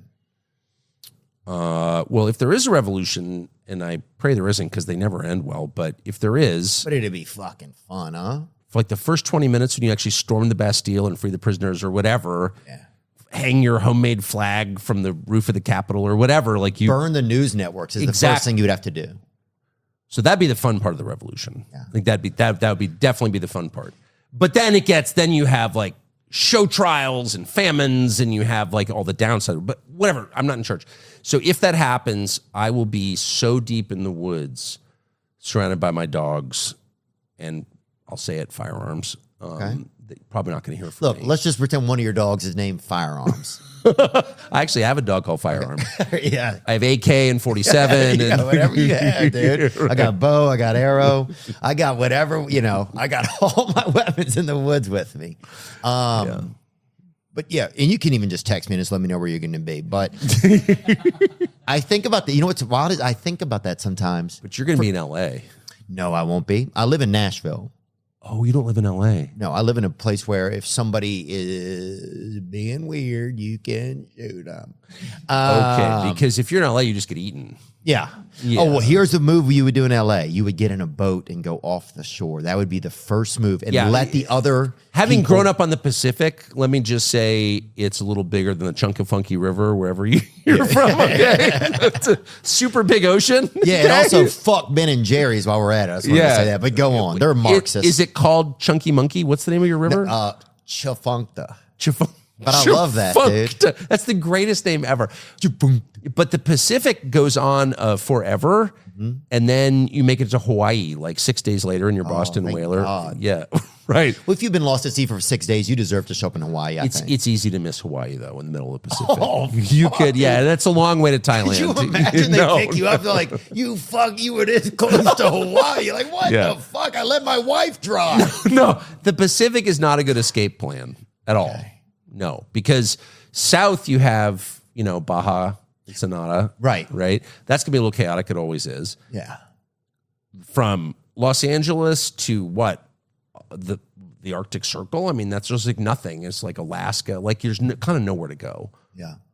But, you get in the woods. Deep in there. Yeah, you got a shot. And Radley up in there with a couple of pups. 100%. You go full Boo Radley. Oh, definitely. Live in the hollow of a tree. Yeah. That's it. I love that. Me too, man. It sounds exciting, but I think people start to think that way. And that's a sad, it's interesting because that thought just comes in my head sometimes. I've thought about asking people I know. I've thought about asking Joe Rogan, where do we meet up if shit gets weird? And I'd never used to think that. I don't think Joe's going to leave his house, right? He might not, but I think everybody's got a little bit of a place. I think some people are thinking maybe could be, I think you want to do mountainous. So I think you go Salt Lake or Denver. Broncos suck, but so I don't know if I'd go there. Utah at least doesn't have a team. I don't know, but you start to think about that. You want to get up to sea level. You don't want nature beating you. So you don't want to drown out. You don't want to be in fucking Johnstown or something or whatever that place is. Johnstown or Jonestown. Both of them flooded up. Both of them bad. Yeah. Purple Kool-Aid, overflowing rivers. You don't want to go anywhere, I think is the truth. You don't want to go anywhere. You don't want to. You don't want to travel. If things go sideways, I don't think you want to be on the road. I mean, that's a good point. The 2 times I've been in places for brief periods where, there really was no authority. What did that feel like and where was it? One was at Katrina right after the storm in New Orleans. Wow, you were down there, huh, bro? I was. And the other was in Baghdad. in December of 03 when it kind of like started to get, I felt, out of hand. And which one was more hectic, you think? Oh, Baghdad. But for the United States, I really, no one ever says this. I really feel like Katrina was almost unbelievable how chaotic it was. Oh, yeah. Oh, for real? I mean, I could bore you, but. Oh, I've been at a game when the Saints are fucking losing to the Falcons and it gets fucking hectic enough. There is no one there to call, like, right. Period. And then people start behaving in ways that are ridiculous. And I saw that with my own eyes. And dead people and people getting shot. Like, I saw it, not guessing. And I was just like, this cannot be America. Like, I always thought if something bad happened, there would be like, you just like call some special number and like dad comes and restores order. No, at all. The police were looting. I saw it. Yeah. The police were looting during Katrina. So that's, anyway, whatever. My point is, I don't think you want to travel too much if you can help it. Yeah. You know, it's better to be in a place where you're just like, this is my place and I'm defending it with these firearms. But until things calm down, you know, until like electricity is restored after the MP attack or whatever. Yeah. Because that's what's going to happen. There'll be a nuclear attack? No, there's going to be, you know, it's pretty easy to take down a society that's digital. Oh, yeah. Once you unplug that, and then but that's a crazy feeling when you're like, okay, because your first thought is, let me call somebody. Nope. Your phone isn't going to work. No calling. No oil through the pipelines, no food delivered. God's going to have the busiest afternoon. No airlines, no one on the roads, dams fail. Like it all, you know, if you've put everything online, because the people who run our country are so stupid, they've actually done that. You are so vulnerable that it's unbelievable. And you're using Chinese servers and switchers. And like at that point, you have no control. You don't need to drop a nuke on anybody. Yeah. Yeah. First of all, Just if anybody's scramble doing the any of that circuits. shit, do not nuke. You don't need to. Yeah. You don't need to. Let us at least enjoy the mystery of it for a little while, too. But people are that doesn't mean just no DoorDash. That means no anything. And people, one thing I've noticed in both the places I've been No Stacy Dash either, huh? That bitch, you know? No Stacy Sorry. Dash. You That was can't dumb. call any of your call girls from the interstate. Oh, thank God, dude. What if they start showing up? You're like, They will. They'll be seeking refuge at your place. Yeah. Remember me? You tipped me for no service. seeking refuge raiment. That was a tough play on words. That's a good one, though. Thank you, dude. But I think, but you wouldn't be able to use money anywhere. No.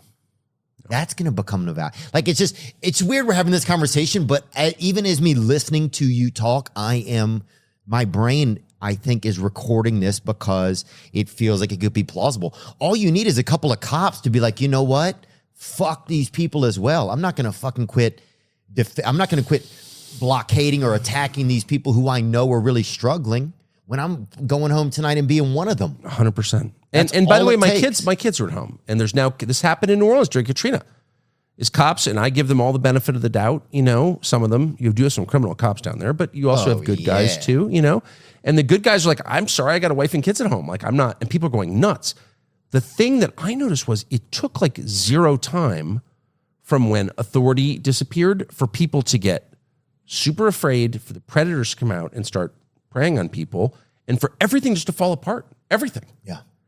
And if you unplug this country, and by the way, once you decide you're going to go to war with Iran, as we've apparently the morons who run our country have decided, that is, I mean, a very likely outcome that they're going to do something like that. Really? Absolutely. Everyone's like, they could send an ICBM or whatever. No, why would they bother to throw a missile at the United States across the ocean when they could unplug the country? And then you have real casualties, and mass chaos, like true chaos. Oh, yeah. People are not prepared for this. They haven't thought it through. Our leaders have not prepared them for it at all. It's like, oh, it's on your iPhone. You don't have an iPhone, and there's no electricity, and there's no water, and there's no way to get anywhere. Yeah. Come on, dude. And that could happen. That's not science fiction. Like, that could happen soon. And we're not ready for it. And as you said, it's not a cohesive country. People are not like, oh, I'm going to help my neighbors. You don't know who your neighbors are. They may not speak the same language. Well, you're certainly not going to also help your government. So that's going to be the weird thing. Right. When the government's like, people do this, you might, if you're, a lot of people are gonna be like, fuck you, I don't trust you. Totally. And people have not seen chaos. They don't know what chaos looks like. No, we don't. Like, when people imagine war, they imagine, two lines against each other, lobbing artillery shells or rifle fire at each other. There's a certain order to that. And people can handle it. It's dangerous, but I can handle it. It makes sense to me. It's orderly. It's geometric. Chaos is completely different from that. Chaos is like you have no freaking idea what's happening, who's on your side, who's not, who's a threat, who isn't, where things are going. People are not designed for that. People can't handle chaos, and they go crazy. And I've only, as I said, had a taste of this a couple of times, but enough to learn. Chaos is the one thing you have to avoid, because that's when people become animals and really start behaving in ways that are inconceivable to civilized people. Oh, we're going to turn into middle monkeys real fast, or we're going to... Like in minutes. Yeah. Oh, yeah, bro. Dude, I was at a Dave & Buster's one time, right? I'm not even joking. Fucking power goes out, dude. Did you eat anyone? Bro, it was wacka everyone in that bitch, dude. People were beating the... It was complete darkness. Right. And people, you're fucking feeling around for whatever, birthday cake or whatever you're, like you don't even know what's going on. Yeah. But that was crazy. That's a Dave & Buster's. I know. So what is your plans now? Like you're on Twitter, you're in a free space. Yes. As much as we have in today's society, you're in a free space for free speech. What else is there like? We have some plans. I mean, some of them, if I'm being honest, include territorial expansion. We're going to invade Canada. Oh, dude, they'll just knock. No, pillow fight. We can take them in a second. No, I just want to continue doing what we're doing, which is just, say things that can't be said in other places, bring facts that maybe people haven't heard with a spirit of humility. I'm having spent my whole life in Washington, most of it, 35 years. Wow. I can't believe I did But you that. know what? I think a lot of people were glad that somebody was there. It's nice to see people that get out of a space, because then when you're not as compromised, when people don't seem as compromised. It's totally right. No, it's totally true. But I didn't realize just how controlled my brain was by it when I was in it, because you don't, right? But anyway, I've been around a lot of people who set out to, like, with these grandiose plans. I'm going to change the world. Those people invariably, 100% of the time, make the world worse. So, approach every task with the knowledge, I have no real idea what I'm doing. I don't know the long-term consequences of this. I probably can't fix every problem. I'm just going to try my best with humility, to make things slightly better. That's my goal, make things slightly better. But anyone who tells you, if we pass this legislation, we're going to fix everything. We're going to fix healthcare forever, said Barack Obama in 2010. As soon as he said that, I was like, I don't even know much about healthcare. I'm hardly an expert. But I was like, the second you tell me you're going to fix something as complicated as 1/5 of the entire U.S. economy in one piece of legislation, fuck you. Yeah. Because you're lying, actually. Because that's impossible. And it turned out they made it worse, of course. So I don't want to do that. Not that I even have the power to, but I just want to, I just want to tell the truth and do it without being told not to. And I think that we can. And Tucker on X is your show. Yep. Right? Yep. And do you guys would you ever do a show with a partner, you think, or anything like that? I'm not going to pitch you an idea. I'm just, because that's usually the predecessor question of like somebody trying to pitch you an idea. But do you think about that sort of thing? Like, do you have? Well, I have a million people I would like to work with. I like to interview people actually, and a lot, and I really try to be quiet while I interview them because I'm a compulsive talker, obviously. But I'd like a respite from that where I can just listen. So we will have a lot of people on, and we'll have a lot of recurring guests. But yeah, we're making a bunch of documentaries and doing stuff like that. So like a production company kind of more? Like, are you expanding in that sense? Mm-hmm. Yep. Like, what is that one? Ben Shapiro has one. Outkick is a company. Is that a company?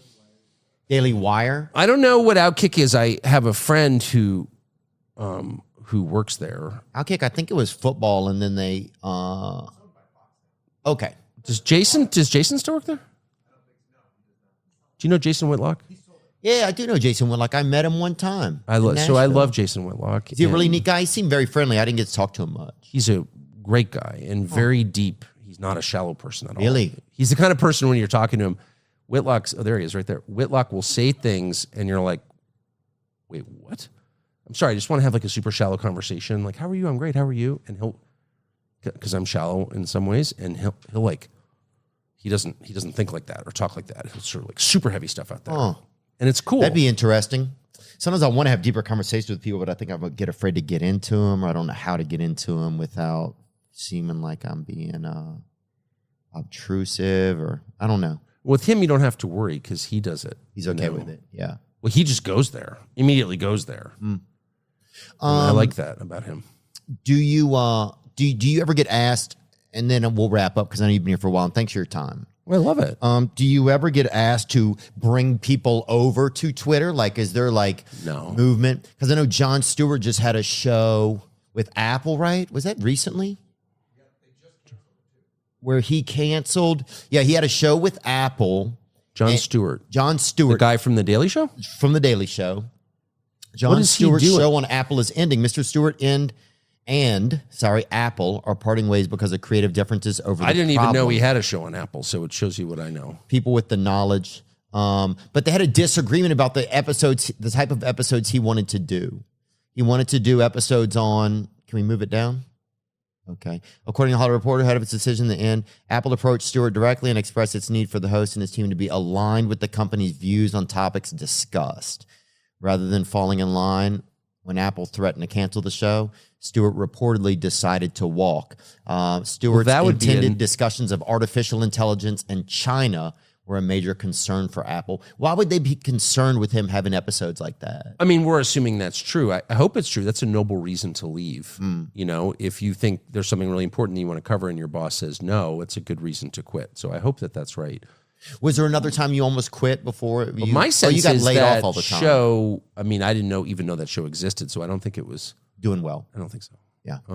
And Stewart, obviously a talented guy. I knew him, you know. Yeah, he's kind of beloved. 25 years ago. Yeah. I always thought he was talented. He definitely did what I think everyone does at some point, and it's important to come out of it and start to mistake yourself for like a messianic figure and just be like, no, I'm just a guy. Like, it's so important. And I've done that. So I've been there. Oh yeah. Your ego is the first thing to grow. 100%. And it's very scary. You're like, dang, does God have some special reason for me? No, you will humiliate yourself. You will humiliate yourself and you'll destroy yourself. You will lose the respect of your wife and your friends if you don't pull back from that. Yeah. And just remember, I'm an asshole. And if you don't believe that, next time you get out of the shower, walk in front of the mirror and look at yourself and be like, am I really impressive? No. Impressive. No, not really. Oh, yeah. Yeah, I saw it this morning. Did you? What'd you think? Yeah, right. Yeah. So, yeah, right. Exactly. So, like, it's important to do that. You know what I mean? That will keep you from thinking you're the Messiah. I don't think he has any mirrors in his house. Oh, yeah. Any other question or anything you wanted to talk about, Tucker? No. Okay, I know you share everything on your own show. I just share everything in general. Yeah. Yeah, I've enjoyed the hell out of it. Yeah, man, it's been a lot of fun. I've had a great time. Yeah, me too. I appreciate it. You're the only person I've talked to in the last, well, probably ever, who one of my kids will be impressed by. They're not impressed at all. Yeah. They're impressed by you. I don't know why. You've obviously got some sort of weird magic power over younger people. I don't know anything about that. But you don't that. abuse it. Well, no, that's the thing. Okay, good. You're not going to start a children's crusade or anything. They came after our industry a couple years ago. You know? I didn't mean anything creepy. Okay, good. Yeah, no. Yeah. And I only know adult women. And the old women like you? No, I just only know people that are legally adults. Well, of course. Okay, that's all I'm saying, dude. Because immediately, like, you know, that I remember the New York Times like hunted down half of our industry, you know, like finding I noticed. Yeah, just that vague stuff where it comes up. And I think there are a lot of creepy comedians, but not as many as there are in journalism. Yeah, there's some creepers in journalism. Dude, what happened? Remember the guy who jerked off in the Zoom meeting and then they brought him back on for the interview? And he sat there and he's like, I got caught whacking off in a Zoom interview. I mean, it just shows you his name is Jeff Toobin. And, you know, not a stupid guy, actually. I know him and I have worked with him, but he's... Oh, yeah, But his desire to be on television trumps everything else. Like if I said to you, you know, if that happened to you, you'd be like, you know what? I'm just kind of out. I'm going to do something. You know what I mean? I'll find something else. People know I've had issues with it. Right. Yeah. Well, but you said you have them under control. You're not compulsive. No, I'm doing great. Just habitual, but not a problem. Yeah, just on a full moon. But imagine if you're Jeff Toobin to sit there with this female anchor on Fox and talk about that. It's like there's no shame that you won't bear. There's no shit you won't eat just to be on television. And I obviously had no respect for Jeff Toobin anyway because I know him. But I had even less after that. I mean, it's weird how God will give you your gifts. You don't fucking know what they're going to be wrapped in. It's like all he wanted to be was on camera. I know. And just like, there you got he to is. want the right things. You know what I mean? I think you got to get real specific with God, bro, because he's busy. I totally agree. And last thing I'll say is I think it's so important if you are publicly humiliated, and I have certainly been, and he was, of course, too, it can be a great thing. That's a great thing. Yeah. And you should treat it that way and be grateful for it. You know, that this is keeping me from becoming an even worse person than I might otherwise have been. There's nothing worse than a man who's spent his entire adult life succeeding and never being humiliated. They become unbearable. They talk only about themselves. They can't bear to listen to you. Every time you talk, they're holding their breath until you stop so they can start up again. They become true narcissists. And I just hope for Jeff Toobin, who's really an asshole, actually. I'm just saying. I don't know him, but I do. So I like to say he's an asshole. Yeah, he is. But he may be less of one now. Yeah. Actually. And I've certainly been an asshole a lot, so I'm not judging, you know. Yeah, but I do it. So I have high hopes for him. Yeah. Caught whacking off, there's a massive upside, potentially. Oh, yeah, dude. I mean, definitely. There's no, that guy definitely likes jerking. But, anyway, Tucker Carlson, thanks so much, dude. The best. It was Thank interesting, and I really appreciate your time. I really do. I did, and thank you for the Zen. All right, yeah, you bet, brother. I might do one later. We'll see. Now I'm just floating on the breeze, and I feel I'm falling like these leaves. I must be cornerstone. Oh, but when I reach that ground, I'll share this peace of mind I found. I can feel it in my bones, but it's gonna take